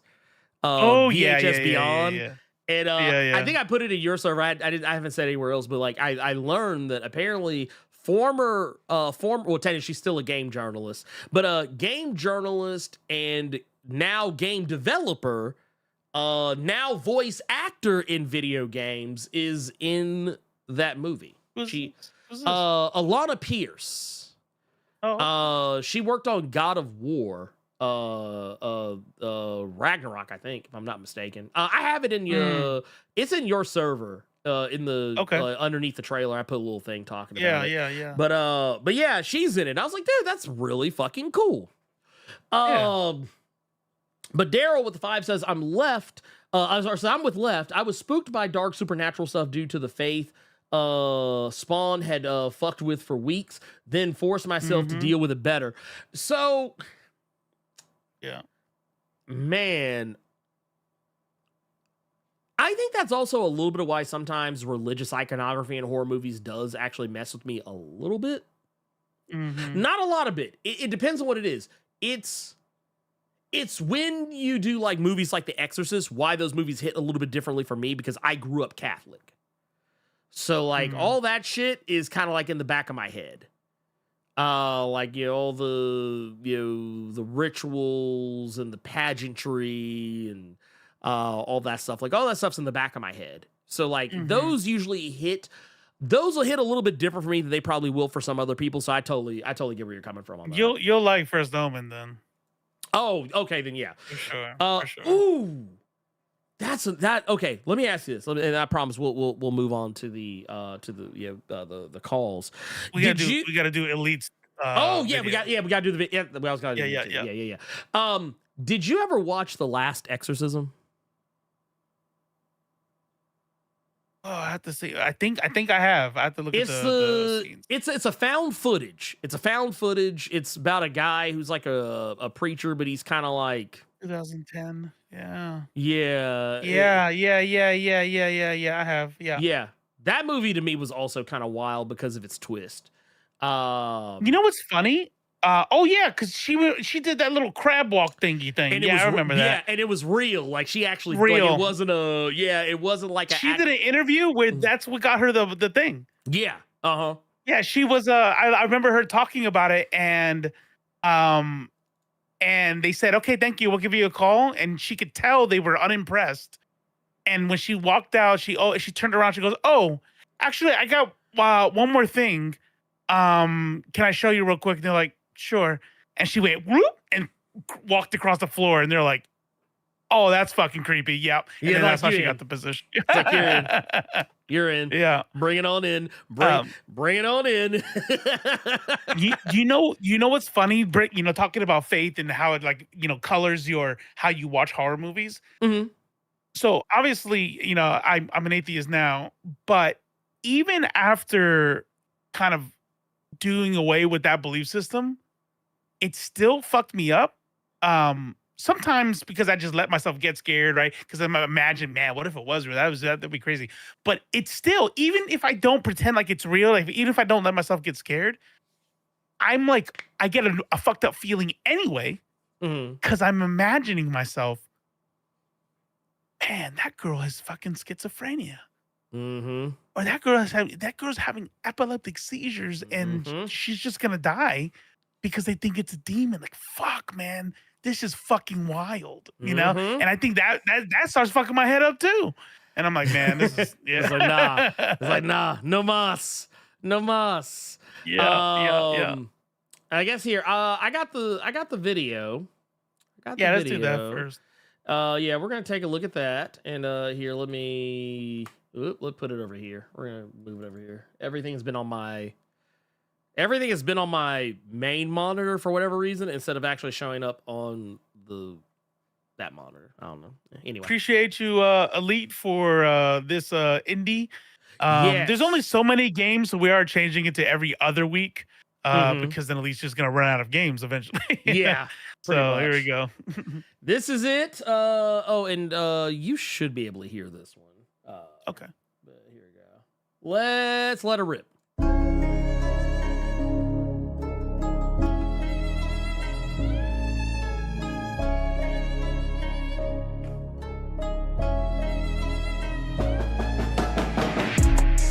What's up, Nerds and Culture fam? It's the Elite X1 with this week's indie game recommendation.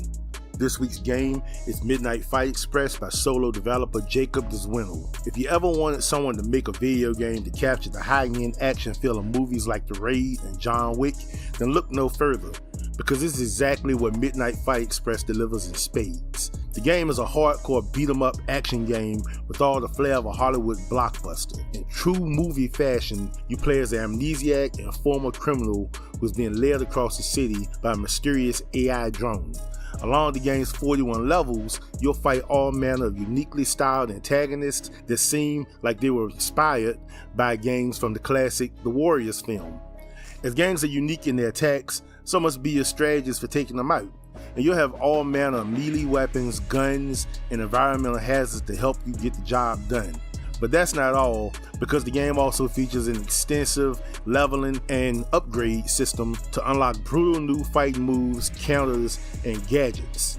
As you unlock more offensive and defensive options, the game's combat becomes a beautiful, brutal symphony of broken bones and death. As you progress, you also unlock finished levels you can replay to help complete the various challenges, as well as skins and clothing to alter your appearance. As a full package, Midnight Fight Express is an amazing achievement for one person to have created. It easily overshadows beat-em-up and action games made by AAA developers. It's a game that once mastered truly makes you feel like a Billy badass. And as I mentioned earlier, it gives off strong John Wick vibes, something John Wick's own game failed to do. For hardcore ass-kicking action, Midnight Fight Express is a ride worth taking over and over again. Ooh, I like it. That's on everything. That is on everything. Good God.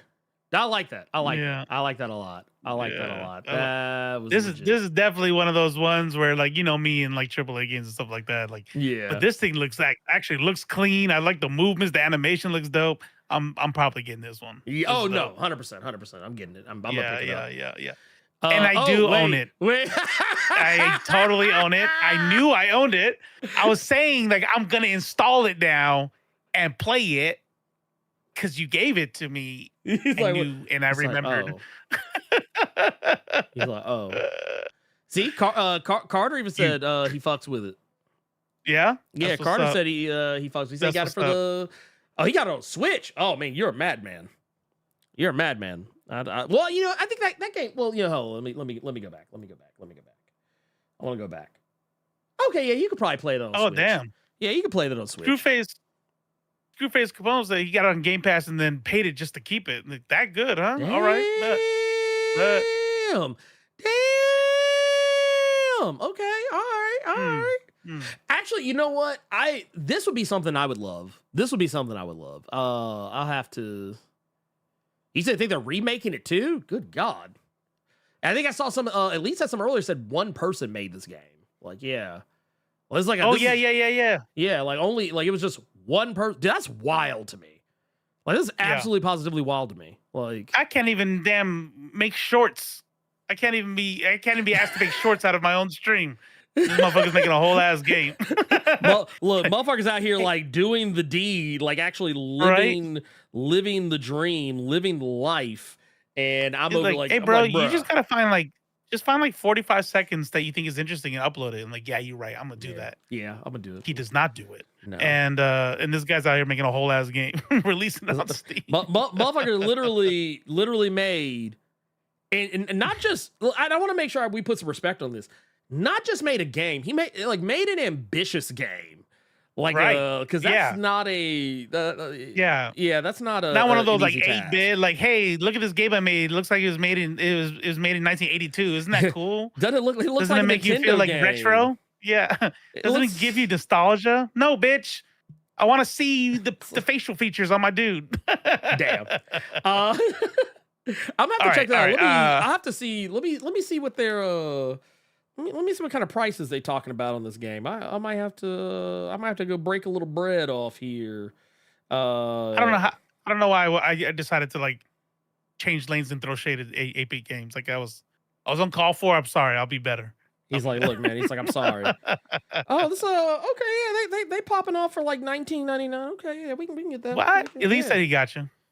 Oh man, bruh. That's what's up. Hey. You know what I always say? Yeah, I always say this. I say this all the time. You know what I always say about Elite X1? That boy's one mean motherfucker. Man, every time. He's a mean motherfucker, man. You can't fuck with him. That dude, he's that dude. He's that guy. Oh yeah. No, I'm about to get that. Yeah, that's happening. That's happening. Yeah, we gonna get on some of that. We gonna get on. All right. Thank you, sir. We got one waiting. I cower over nothing. Is gonna come up and say some words. Is gonna give a speech. Let's go. I cower over nothing. Mute your tab. What's up?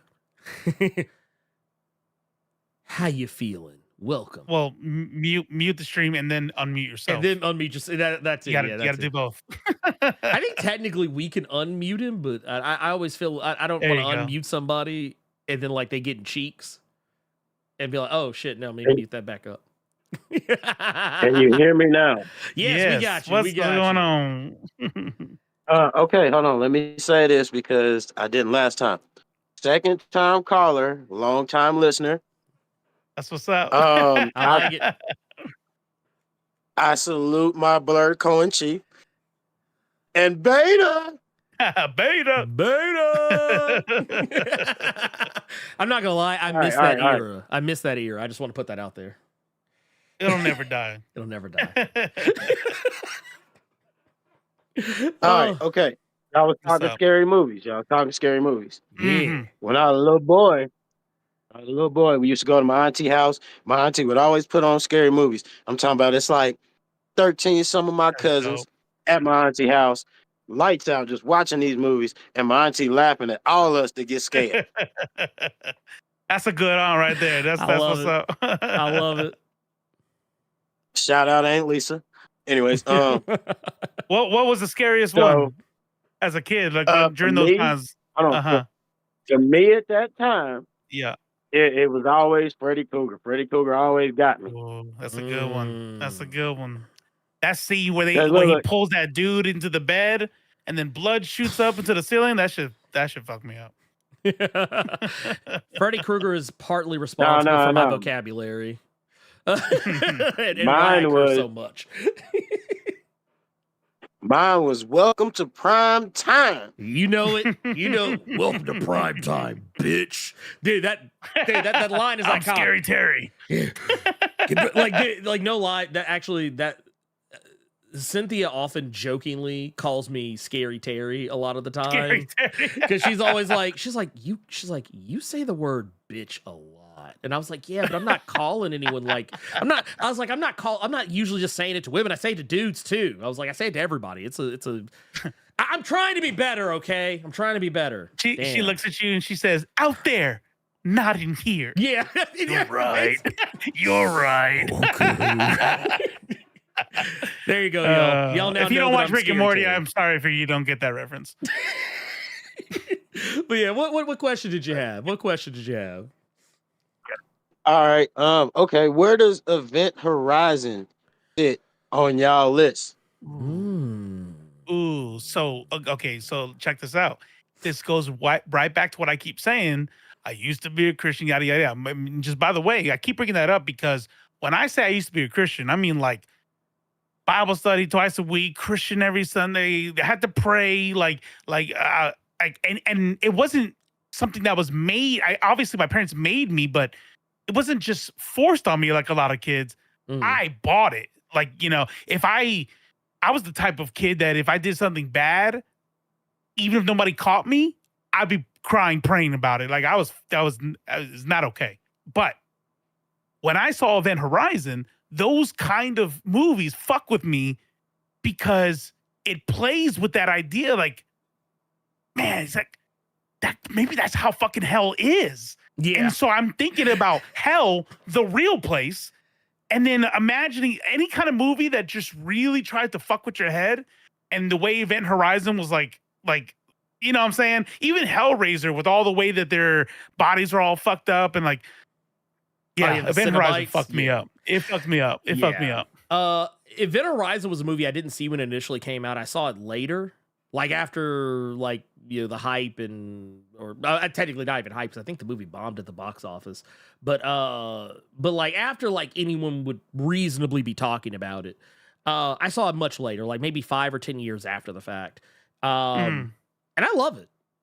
I love it. It actually it's one of those movies I'm sad that I didn't give a chance when it was out. Like I fully understand that my little $8, $9, $10 was not going to save the movie, but like I feel like if I would have gone to go see More it, people? like maybe you being able to give that word of mouth, be like, oh man, did you check out so? Oh, do you need to check out so and so? You need to go. Oh, see is that a movie? Is that a movie that bombed? Is that an?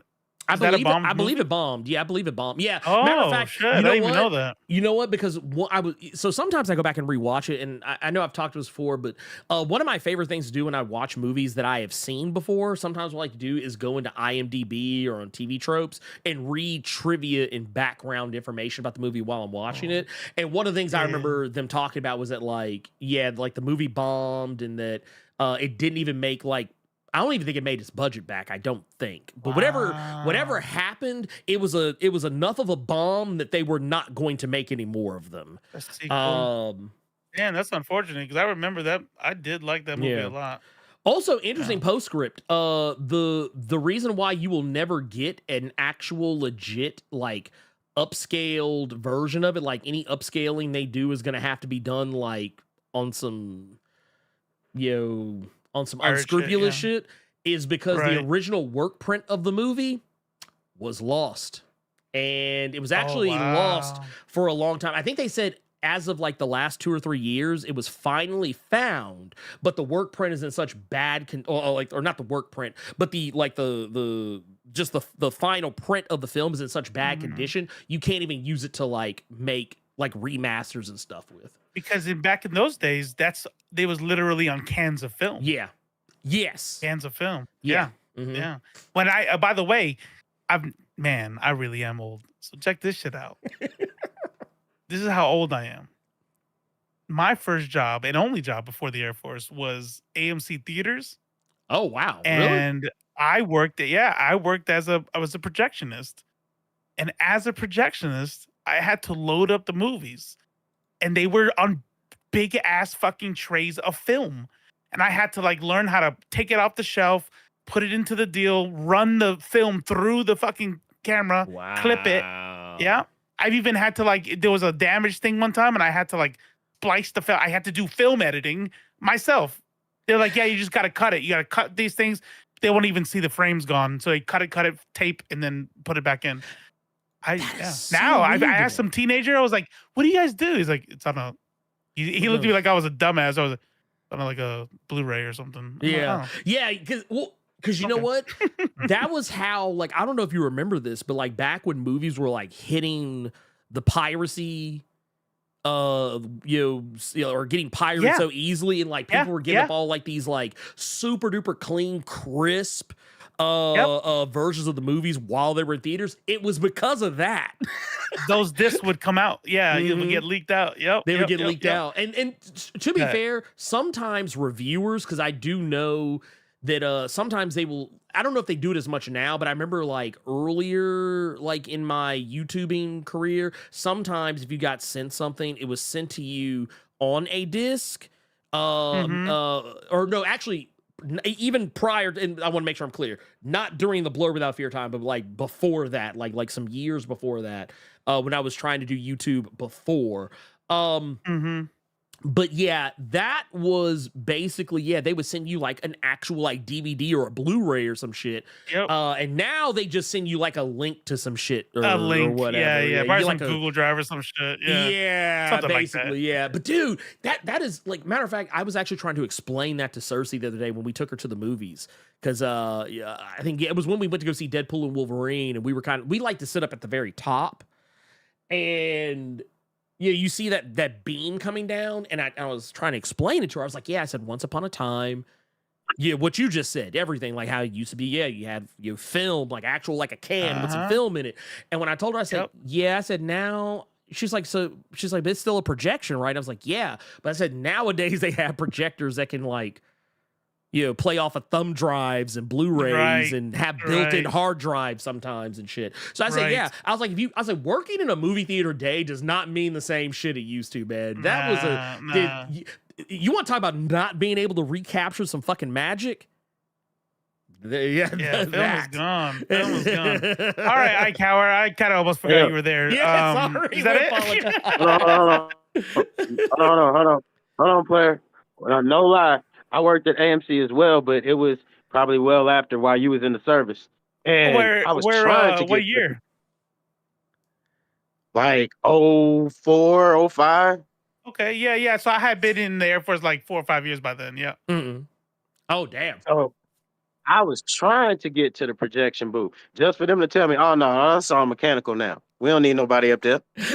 Oh shit! Is that? Oh, they don't even have projectionists now. You just run the shit, and it's like, okay, you just up there press and play and shit. Yeah, you don't. Matter of fact, I don't even know if anyone even actually goes in there. Oh shit! I don't think. Actually, Hey, we appreciate you calling in, pimp. Oh, no worries. Y'all be easy. And you was asking what the Blerd's fear was. He told you face huggers and helicopter blades. Yeah, that's it. That's it. Spiders and deep ocean. Deep ocean. That's it. That's 4 things. Just please don't put any of those in my house, and we're good. Yeah, and slugs. Oh, okay. Stop. No, stop. Did you say centipedes? Is that you? I think they're creepy, but I'm more terrified of slugs. So. Slugs, yeah. All right, here we go. Screwface Capone. Meet your stream. What's up? You are on. You're not even muted. You just gotta talk. Hey, what's good, guys? Can you hear there me? He is. Yep, there we go. We got it. Oh yeah. So first of all, I'd like to thank you and Gearless for the game earlier. I'm probably going to stream it this weekend. Oh. Okay. Ooh. Yeah. Feel free to. The channel. Yeah, is the channel the same thing? Screwface Capone?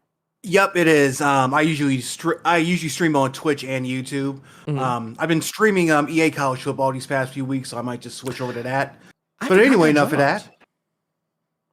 Yeah, that came out a few weeks ago. It's actually pretty good. He said you're late. Damn. Right now, I'm trying to rebuild Kent State University into a powerhouse. But enough of that. Yeah. I think this has been.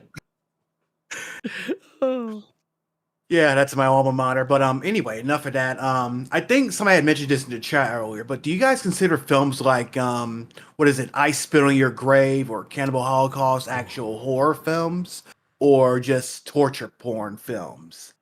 I think for me, I would say technically I would still call them horror. Yeah. I would just call them like tasteless. Fucking yeah. I think you could be torture porn and still be horror, right? Yeah. It's I will. Oh man. I think I Spit on Your Grave is a good movie if you leave out the egregious sexual assault. Yeah. It's one of those things like. Man, and I want to tell you how much I've changed as a person. This will tell you a lot. Once upon a time, I used to really like that movie, not because of the not because of the sexual assault stuff, but because of the revenge aspect of it. I was like, dude, I liked I liked the fact that she got her lick back on everybody, and she was merciless in it. That was what I loved about it. But as I got older, I can't remember exactly. I'll have to look back as to they did a sequel too. They've done 2 sequels. Ugh. I have not seen them. I have not seen them. So the second one is worse than the first because that was the shock. That's what got everybody talking. And so they just did it again. I was like, it's so to put you in the right place. That movie came so I Spit on Your Grave. That version came out in 2010. I am so far removed from that version of myself that I actually find that movie repulsive now. I can't watch it. Like I think it's one of those things. Well, sorry to interrupt. Oh no, I think it's one of those things they just. I think it's just one of those things that they put out for shock value. Right. You got the revenge angle is obviously cool. Yes, it's I think it's there to try to drive in those female views, but it's to me it's kind of like Saw. You're just putting all this stuff in as just shock value. Right. Because at that point it becomes like the horror, the plot is really the focus, and the revenge is because of that. Like everything that leads up to that, and that's the core. And that's they think that they're gonna they should be okay because there's a revenge, but especially if you're a survivor. Nope, no. I'm good. Yeah, all the way around. But you know what's like that is a Serbian film. That's another one. Yeah, that's another one. Yeah, that's right. Human Centipede. Yeah. No. Not a horror movie, but the movie Irreversible. That's another one that I'd probably less people have seen that one, but the whole point of that movie builds up to the rape scene that takes place in it. Irreversible. That was the one that had the woman from The Matrix Reloaded, Monica Bellucci. She's actually in Beetlejuice. But she was an Italian actress. I say was, like she's dead. She's alive. She's very much alive. But she is an Italian actress, and that was the movie she was most famous for at the time she was in The Matrix, was Irreversible. It was about this group of guys who a woman in their life, who was Monica Bellucci, gets sexually assaulted, and they go seek revenge on the person who did it. And the whole point of the movie is it's telling the story backwards to get to the point where she gets assaulted. And just like with I Spit on Your Grave, and this is actually why I have such an issue with it now versus then, is that the more I thought about it, I was like, dude, this is a really long scene. It's not just oh, hey, these guys are going in, and we pan out, and we fade to black, and then smash cut to immediately after her laying on the ground and being broken and battered and left for dead. No, that scene lasts, and I think I timed it the last time I saw it just to make sure I wasn't going crazy. I think it lasts 20 minutes. What? I think 15 at minimum. I'll look it up. But I'm almost positive. That's fucking wild, man. Yeah, see, to me, if you want a film like that with the revenge fantasy aspect, I would probably recommend something like Jennifer's Body, because that's actually I know it's supernatural and it's more of a straight dope. horror film, but yeah, it's a good comedy too. Like it's fun. It's a fun one. Okay, here it is. So I'm actually in 2 different answers here that have 2 completely. Okay, so here it is. They say it's actually 10 minutes. It feels like it's longer, is what it is. Well, you know what it is? The scene itself, the entire section of the movie is about 20 minutes. And you kind of, or maybe they might be talking about the original one, but yeah, either way, point of the matter is it's too long. It's too long to be looking at something like that, to have my eyes locked on a woman being treated in that fashion. I don't need to see it. You know why? There's a way you can do it without me having to see it, or without the reason someone, is that I think it's sus. I think it's like, hey, isn't this suck? You know, and it's like, nah, I know somebody out there's titillated by this shit. You know what I'm saying? And when you realize that shit is like, nah, dude. Like, I know what the fuck you guys are doing. At a certain point, you just know, like, they're doing it for some weird, fucked up gays or some shit. Right. Okay, G. Martinez, he caught it. It's the original that's that long. It's the original that's like, it's a really long scene. The remake is shorter, but still, 8 to 10 minutes is too long. It's too long. It's way too long. I don't need to see that. No one needs to see that. And honestly, I feel like, man, rape is a plot device. I don't like it. If it's based on a true story, fine, whatever. But like, if you're telling us a story that's your story, I'm kind of like, man, look, I don't need to see that. I don't think that ever needs to be, because once you do that, you can't put that genie back in the bottle. Wait, listen. Hey, is this happening for everybody? Is the stream turning off for everybody? Yeah, it did. Okay, I just saw seeing it now. I'm seeing it now. It's hold on, wait a minute. Are we saying the R word too many times? Probably. That might have been. Or is it connection? The connection cut a little bit, but it seems to be back. So. Oh, okay. Yeah, it dipped for a little bit. Okay. but you know what? I say, you know what? How about this? It wouldn't come back if it was the R word. Yeah, I was gonna say, on the off chance though, let's just not say it. I'm gonna stop saying it. But either way, point matter. Yeah, those movies, I see them as horror movies for what they are, but yeah, man, I don't like them. I don't like them anymore. I mean, it's to say somebody brought up Hostel, right? Oh yeah. We have the whole R word stuff, but it's like also like even without it, like the girl gets more like blowtorched. straight up gore. Exactly. Like, I mean, if that's the kind of thing you want to see, I mean, more power to you. But like, for me, and one of my favorite video games is Bloodstorm, by the way. But for me, like that much, just too much for me. I'm a bit of a squeamish. So you don't like? You will never watch Terrifier then? I might give it a shot. If my my wife is into that kind of stuff, so I might check it out if she's watching it. I'm just like, I'm letting you know, it's pretty bad. So you might want to skip it. I'll say for the it's not like torture porn bad. No, well, right. And I think, no, because here's the thing. Even with the chainsaw stuff, even with the skin girl stuff, and this was what I was gonna say earlier is that so I didn't finish what I was saying. Maneater put on Twitter, wow, this is great, blah blah blah, about the dead no dead dogs and stuff like that. The producer actually DM'd her and was like, hey, thank you for noticing that, because you didn't have to have probably the only real gratuitous nudity that you saw was the chainsaw scene, but that was it. Out of both parts, literally one of those scenes had a nude woman in it. But one thing that he said really was like, that's it. That's the difference between this and a Serbian film or Centipede, the Human Centipede.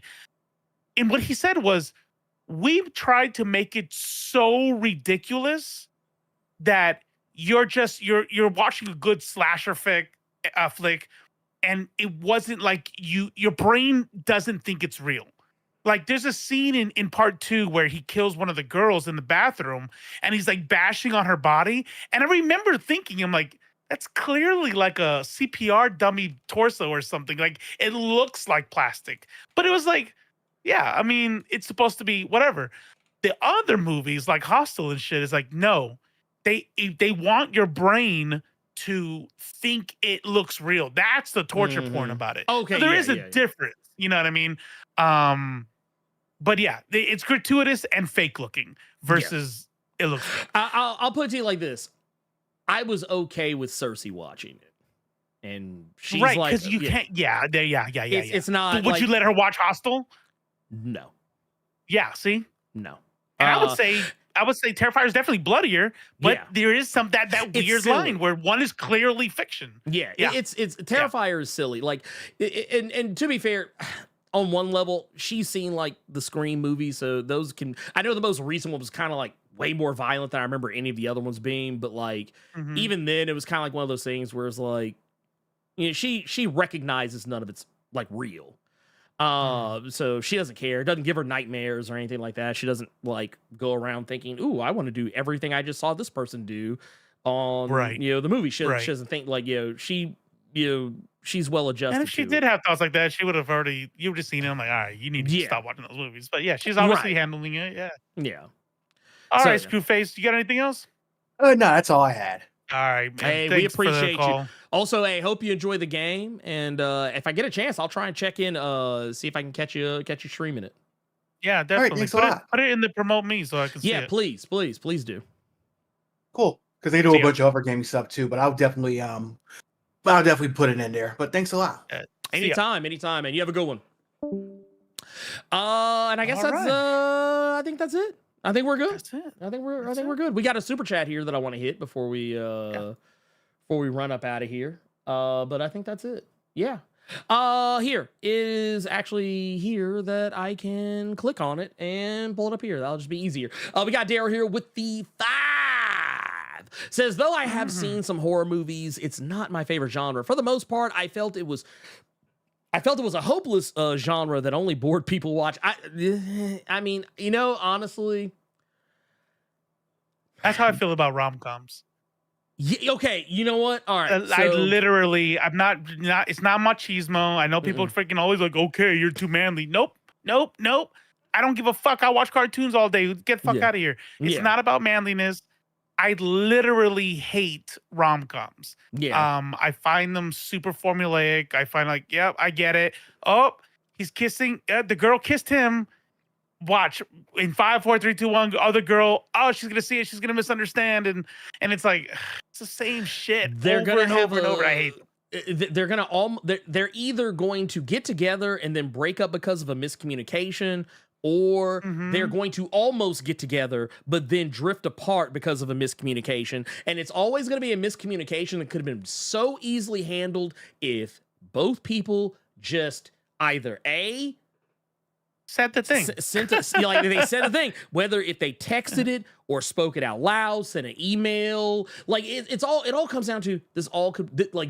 This whole movie ends if they just have a conversation, and not even like hey, we need to sit down for an hour talk, like just like hey, this is the thing, and you go, oh, okay, yeah, and then it's like, okay, cool, roll credits. Yeah, and that's not to say there aren't some good ones. It's just that the good ones have been done, and every other one is trying to be like the good ones that already came out in 2004. So it's like I don't like. I'm kind of in the same boat as you. I generally do not like rom-coms. There's some that I do like, but they are very like, okay, case in point, The Fall Guy. I like The Fall Guy. But The Fall Guy to me is not a typical rom-com because they're not doing all this hemming and hawing over, oh, well, will they get together? Won't they get together? No, they get together right the fuck away. Yeah. It's just more of a how do we maintain it?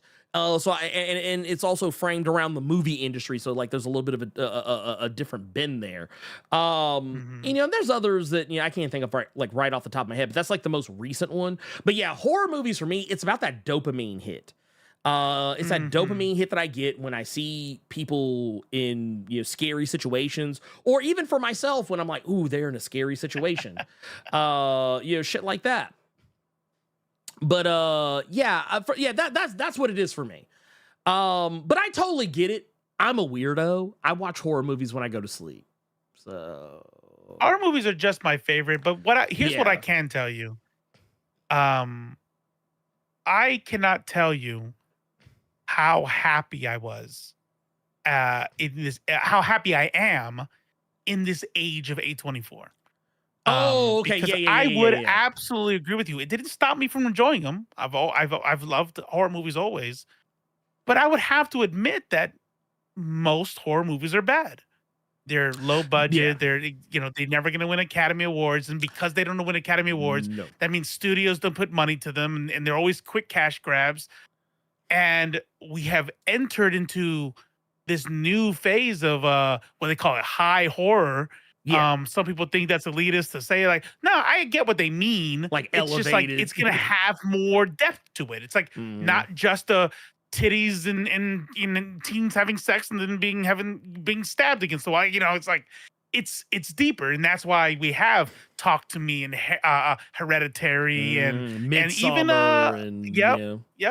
Maxine, like all these really good slashers and shit like that is like I'm here for it. Smile. Horror is not the genre I think a lot of people remember it as.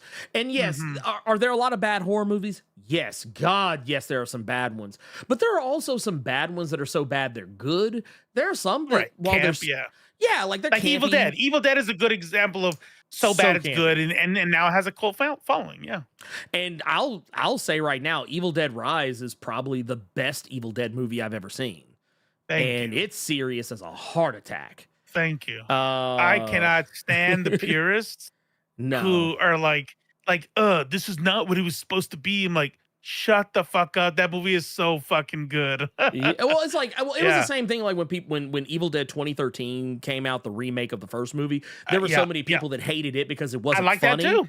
I love that movie. I loved it. Like, I remember people shitting on me for liking that movie. Like, oh, you're not a real Evil Dead fan. And the thing is, I used to always remind them, the original Evil Dead was not funny. It is funny now because of how bad it is. And they leaned into it in the sequels. They leaned into it in the sequels. And to the point, Army of Darkness isn't even a horror movie. It's a straight up comedy. There is nothing horrific about it. It just is what it is. But like when they went back to actual horror with the remake of 2013, that was amazing. I thought that was great. I was like, dude, oh, I wish we could get more like this. And then Evil Dead Rise comes out, and it's like, okay, Evil Dead Rise. The only thing I was disappointed with Evil Dead Rise is that it wasn't a sequel. I was like, oh man, I wanted them to continue that story, but I know why they did it. Yeah, I know why they did it, and I do find Evil Dead Rise to be a closer spiritual successor to the original Evil Dead movies. Yeah. They did do some of the silliness. They did do, but they did it in a way that was like, okay, still scary, still serious, but okay, I see what they did with the dead guy in the hallway. And okay, I see what you're doing. But I wanted them to do a sequel to the 2013. I love them both. Same. I love them both. Yeah. Same. Yeah. Oh, by the way, Chainsaw Chick in the blood rain. Oh, dude, that was amazing. That was so amazing. Dope. Also, you know what? I also liked it because of the representation in it. Like, it was like, you had you had some brown people in there. You had like one of they don't really draw any attention to it, but the son, the son that's in the movie, I don't know if they play into it any like in the actual story, because I don't think it's ever mentioned, but the son is trans. There's a trans actor playing the son, so I assume the character themselves is maybe trans. You never know, but I thought it was cool. Just like you talked to me, the indigenous person there was trans. Yeah. Yes. Which I was like, dude, I thought that was cool. I was like, it was a nice little way to have some visibility, but not like be like, you're not putting the movie on pause to say it. It's just like you're like, no, it just is what it is. And most people that would probably be the first people to try and hate on it wouldn't know unless you told them. And then now they know, they're like, oh, it's too late. The movie's already successful. You can't say that it went woke and went broke.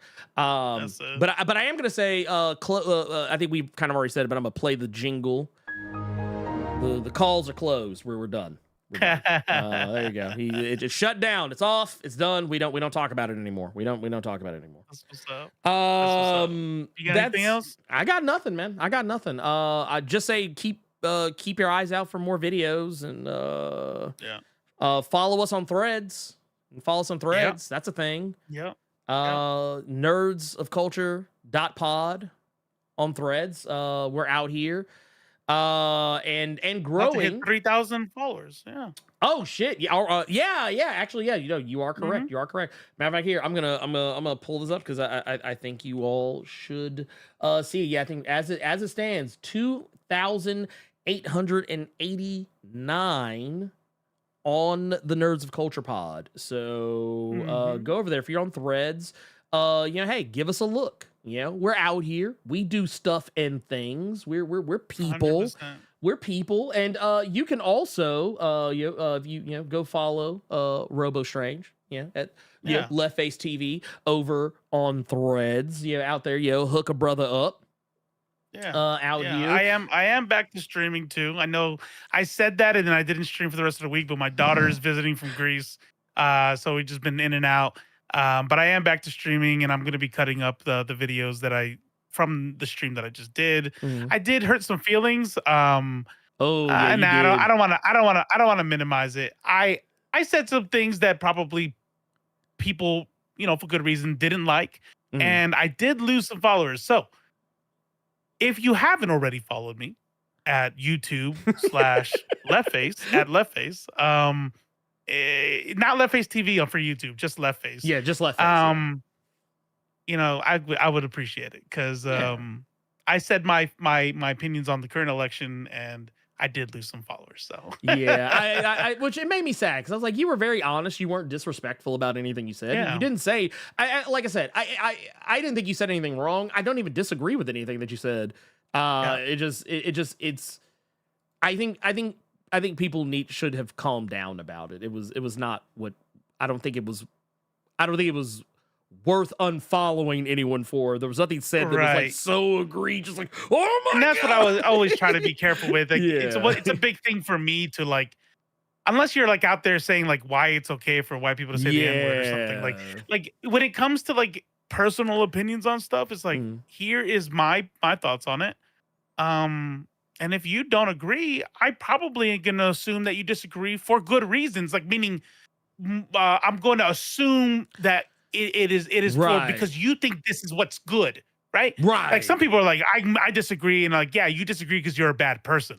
Versus you disagree because I want the best result, and I think this is the way to get the best result. I'm like, okay, you gotta follow your heart. And you do, but I did appreciate that at least for the most part. I felt like a lot of it came out respectful. So, I think that's what we need more of is respectful discourse.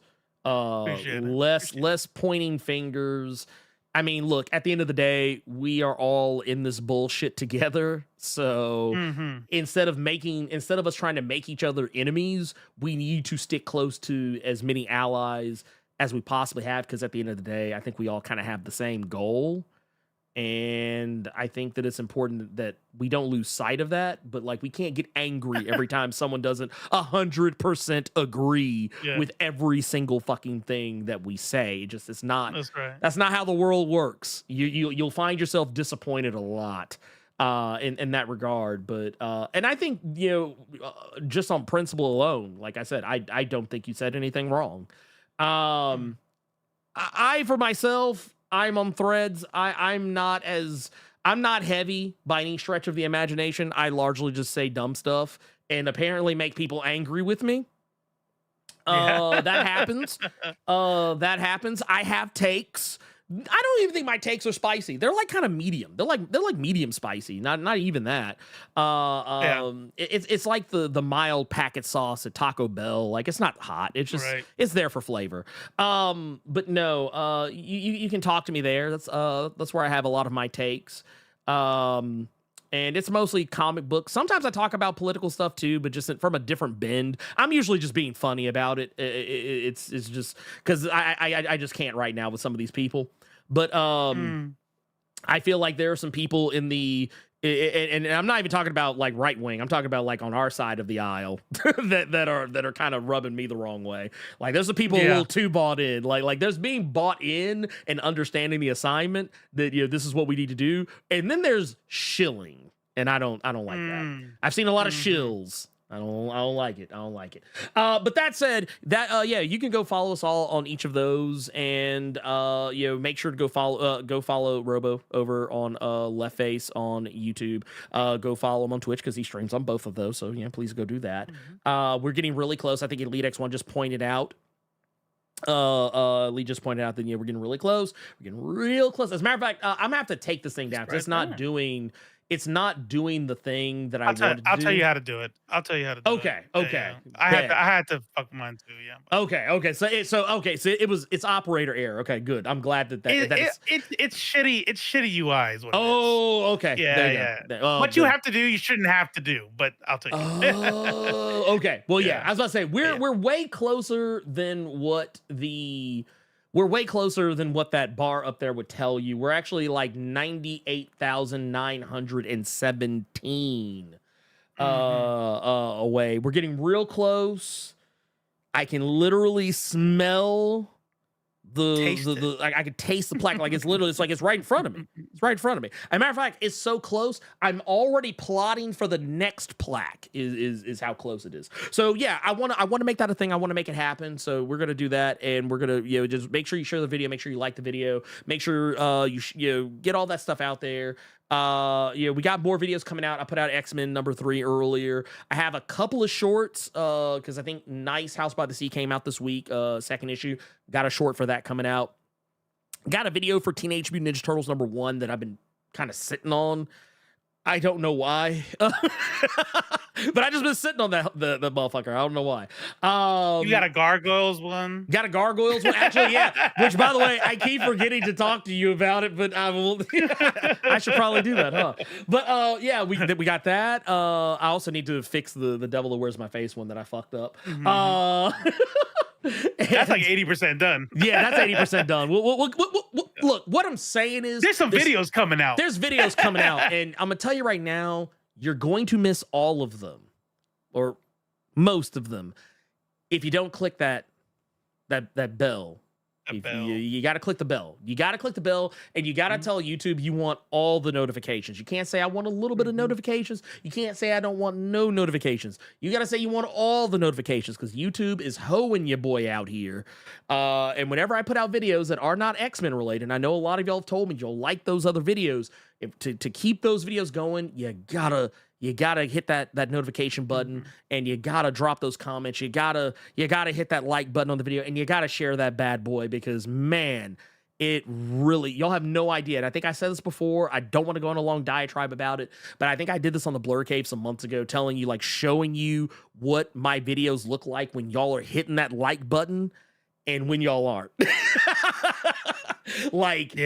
Like hitting that like button is the difference between one of my videos doing 1,000 views versus doing 15,000 views.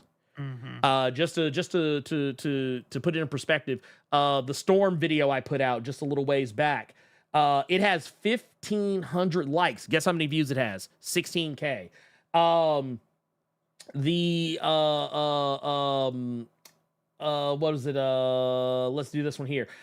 The Predator versus Black Panther #1 video, 672 likes. It's got under 5,000 views. That's what I'm telling you. The likes, the likes actually mean more than the comments sometimes. I'm being honest with you. So yeah, if everybody who watched the video actually clicked that like button, it would change so many things, make so many more things possible. So I know I'm preaching to the choir because I know a lot of y'all know how to do, but I'm saying this for the people who aren't normally in the chat. This is what I'm saying. But sometimes you just got to do it if you really want to support, and sometimes you just got to do it. I don't like comics. I do love comics, but not like Carter and Ernie and Judah. Like they're like, you read everything. But even though the homie drops something, I'm like, I don't give a fuck about that video. But I'm still gonna open it. I'm gonna still click like. I'm gonna open, let it play while I do something. Yeah, you just gotta be a part of the. You just mute the movement. Yeah, you just mute the support. I do it all the time with everybody. I'm like, man, It's look, free. That's right, Sir it's, UG. it's free. Yeah. By the way, speaking of free, Sir UG, you need to accept your free gift. Check your DMs in Discord. Yeah, Jonathan Moda is waiting on you. He's waiting on you, brother. You. It says Ernie says if it even helps if you hit the dislike. Yeah. Look, let me tell you something. Will it hurt my feelings if you click dislike? A little bit. I'll feel some type of way. But at the end of the day, up to a point, it's engagement. If it's a lot of dislikes, then YouTube will hear that. Yeah. Well, and sometimes they don't give a fuck because they don't know the difference. Because what's going to happen? They're not going to show you. I'm going to tell you what's going to happen. If you click the dislike button, YouTube will be less likely to show you my videos. That's what's going to happen. But even if you click dislike is engagement. So, I mean, hey, look, if I get 1 or 2, 3 or 4, I mean, every video gets at least some dislikes. I'm not going to be fucked up about it. I would only be fucked up if everyone was like, oh yeah, no, 1,000 dislikes, maybe a couple of 100 likes. That would fuck my whole year up. But yeah, the ratio fucks it up really. Yeah, because I mean, 90. I usually hover like 98 to 100% on likes. So, I mean, I know I make good content. The only time that we get a lot of dislikes, I actually can tell you, when we had Alyssa Mercante on, there were a lot of trolls who came in and disliked that that stream. Yep. We had a lot of people who disliked that stream. Assassin's Creed and that. The Sweet Baby Ink. Yeah. The Sweet Baby thing. That video has 334 likes, 1,489 dislikes. But here's the thing. It has 8,000. It has 8,790 views. And for a 2 hour and 16-minute stream, I think that's pretty fucking good.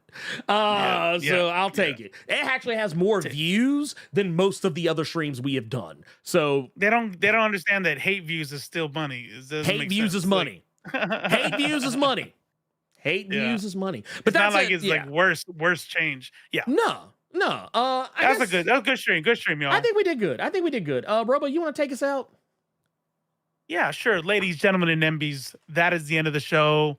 For Ernie the Blerd Without Fear, I am Robo of Left Face TV, and this is Nerds of Culture, the woke shade room, the culture with a dash of sazon. And that's it. We are out of here. And you know what? I'm still going to keep saying it because you keep fucking up. Hulk